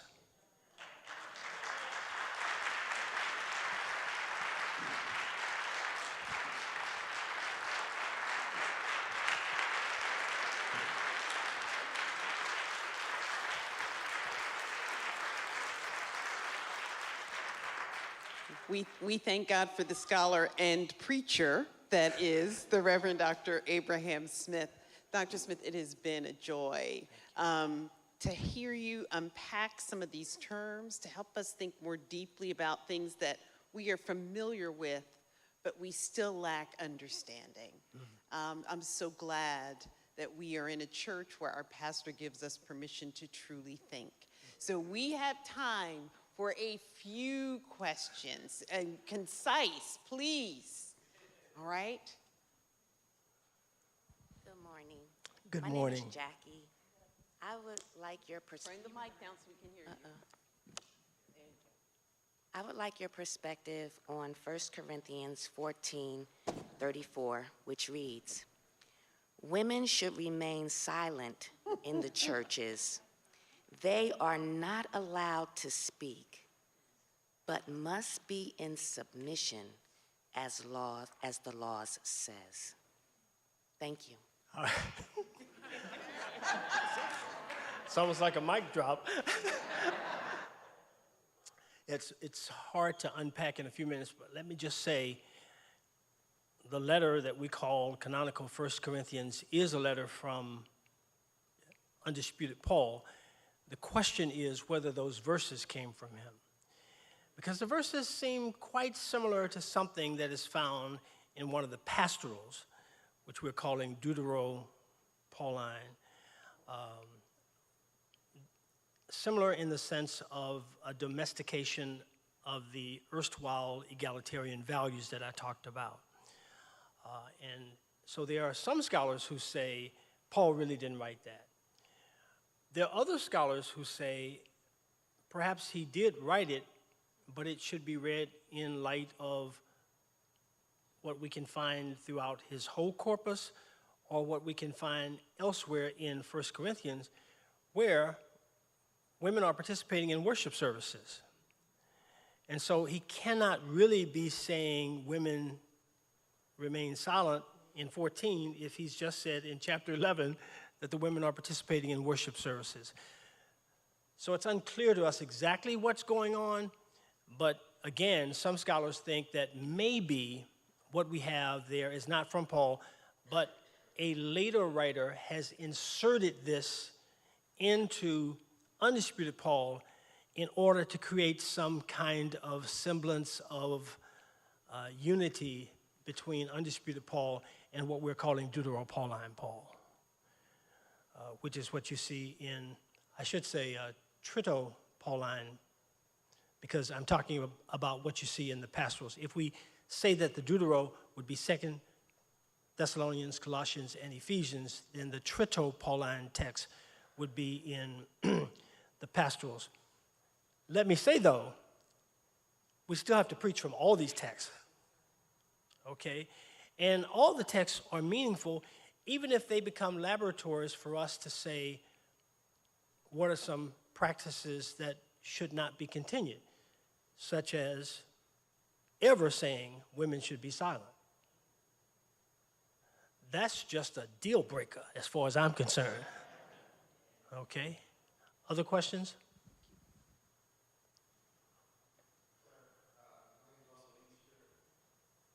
Before Dr. Judy asked you to do your final points before asking for questions, I had a question, but you answered it with your just sharing from your heart what we should take away from this lesson today. So I just want to thank you so much for this presentation.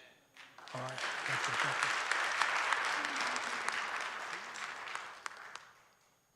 Thank you so much, Dr. Smith. There is something that has been weighing deeply on my heart. And I'm hoping maybe we'll step to the side after I ask this question if you can't answer it in this moment. But you mentioned something about a peasant movement, that Jesus born poor. Most of his followers were poor. And last Saturday, it was also mentioned that Jesus came for the illiterate, poor peasant. Mm-hmm. But when we look amongst our churches, and even just like the political structure, it's always centering middle class, conservative, and I feel like a lot of times those who need most are left out of the conversation, and also it's not a space that is inviting for them. And so the question is, how do we go back as a church to center that grounding, ensuring we are holding a space for those who need it most? Yeah. Good question, yeah. I think the last thing that I said when I was giving the set of 3 positive parts of this lecture could apply there. Because the hesitancy or the reticence for some middle class or upper class persons to be in the presence of marginalized communities may be because you've not spent any time with them. You know, the more we spend time with people and realize what we have in common and what we can learn from others, I think the greater our appreciation will be for others, and therefore we can create that kind of democratic space. But that means we've got to be proximate. I did a working preacher's commentary, and I talked about Elizabeth and Mary, and both could talk about what God had done for them. But somehow Luke put them in the same house in Judea's hills, and they could see the operations of God working in the lives of others. And it only happened because Mary took a trip.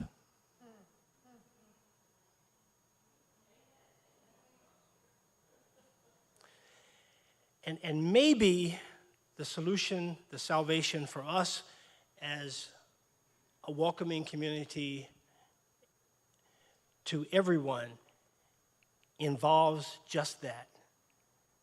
All of us are going to have to take a trip.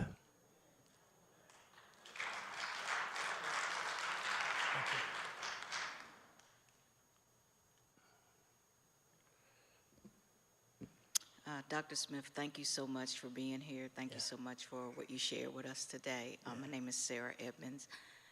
My question is, and you may have already answered this, but I just need a little more clarity on it. How do we take conflicting and confusing scriptures, and sometimes contradictory scriptures, and apply it and make it make sense? Yeah. Well, one thing we can do is give ourselves some grace. I think, and I want to write about this one day, Dr. Fentress Williams, I think we are blessed to have what people are calling Proto-Paul and Deutero-Paul and Trito-Paul. And I say we're blessed because what you have, I think, are persons who are disagreeing with Paul's legacy, with what Paul's legacy should have been. And marvelously enough, the disagreements get in the canon. I think we should see that in some ways as a blessing and something that gives us a space of grace for ourselves and for each other to say, it's okay to live within the disquiet of differences. And we can learn a lot just by appreciating the agency of others who are different from us. I think that's a good place to start, and it's already in the Bible. Amen.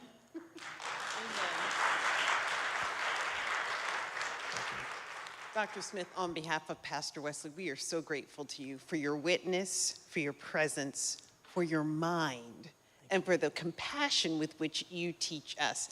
I love a scholar who's also a preacher, because they start up way up here, but by the end, you know you could go on. So I thank God for that beautiful combination that you embody.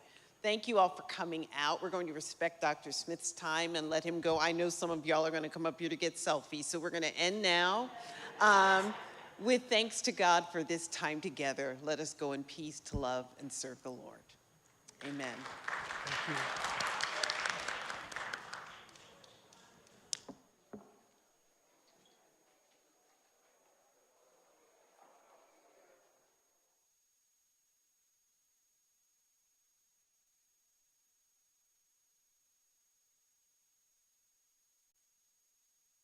Alfred Street, get ready. January is coming, and do you know what that means? Seminary Saturdays. Every Saturday during the month of January, we will have one of the leading scholars come in to talk to us on the topic of From Christ to Christianity. We are going to have people who are experts in New Testament, early Christianity, the Reformation, the Black Church, all here to give us more information to think about as we develop and learn how to be better Christians. You don't want to miss it. Saturday, 9:30, and a continental breakfast starting at 8:45. Be there or be square. It's gonna be awesome.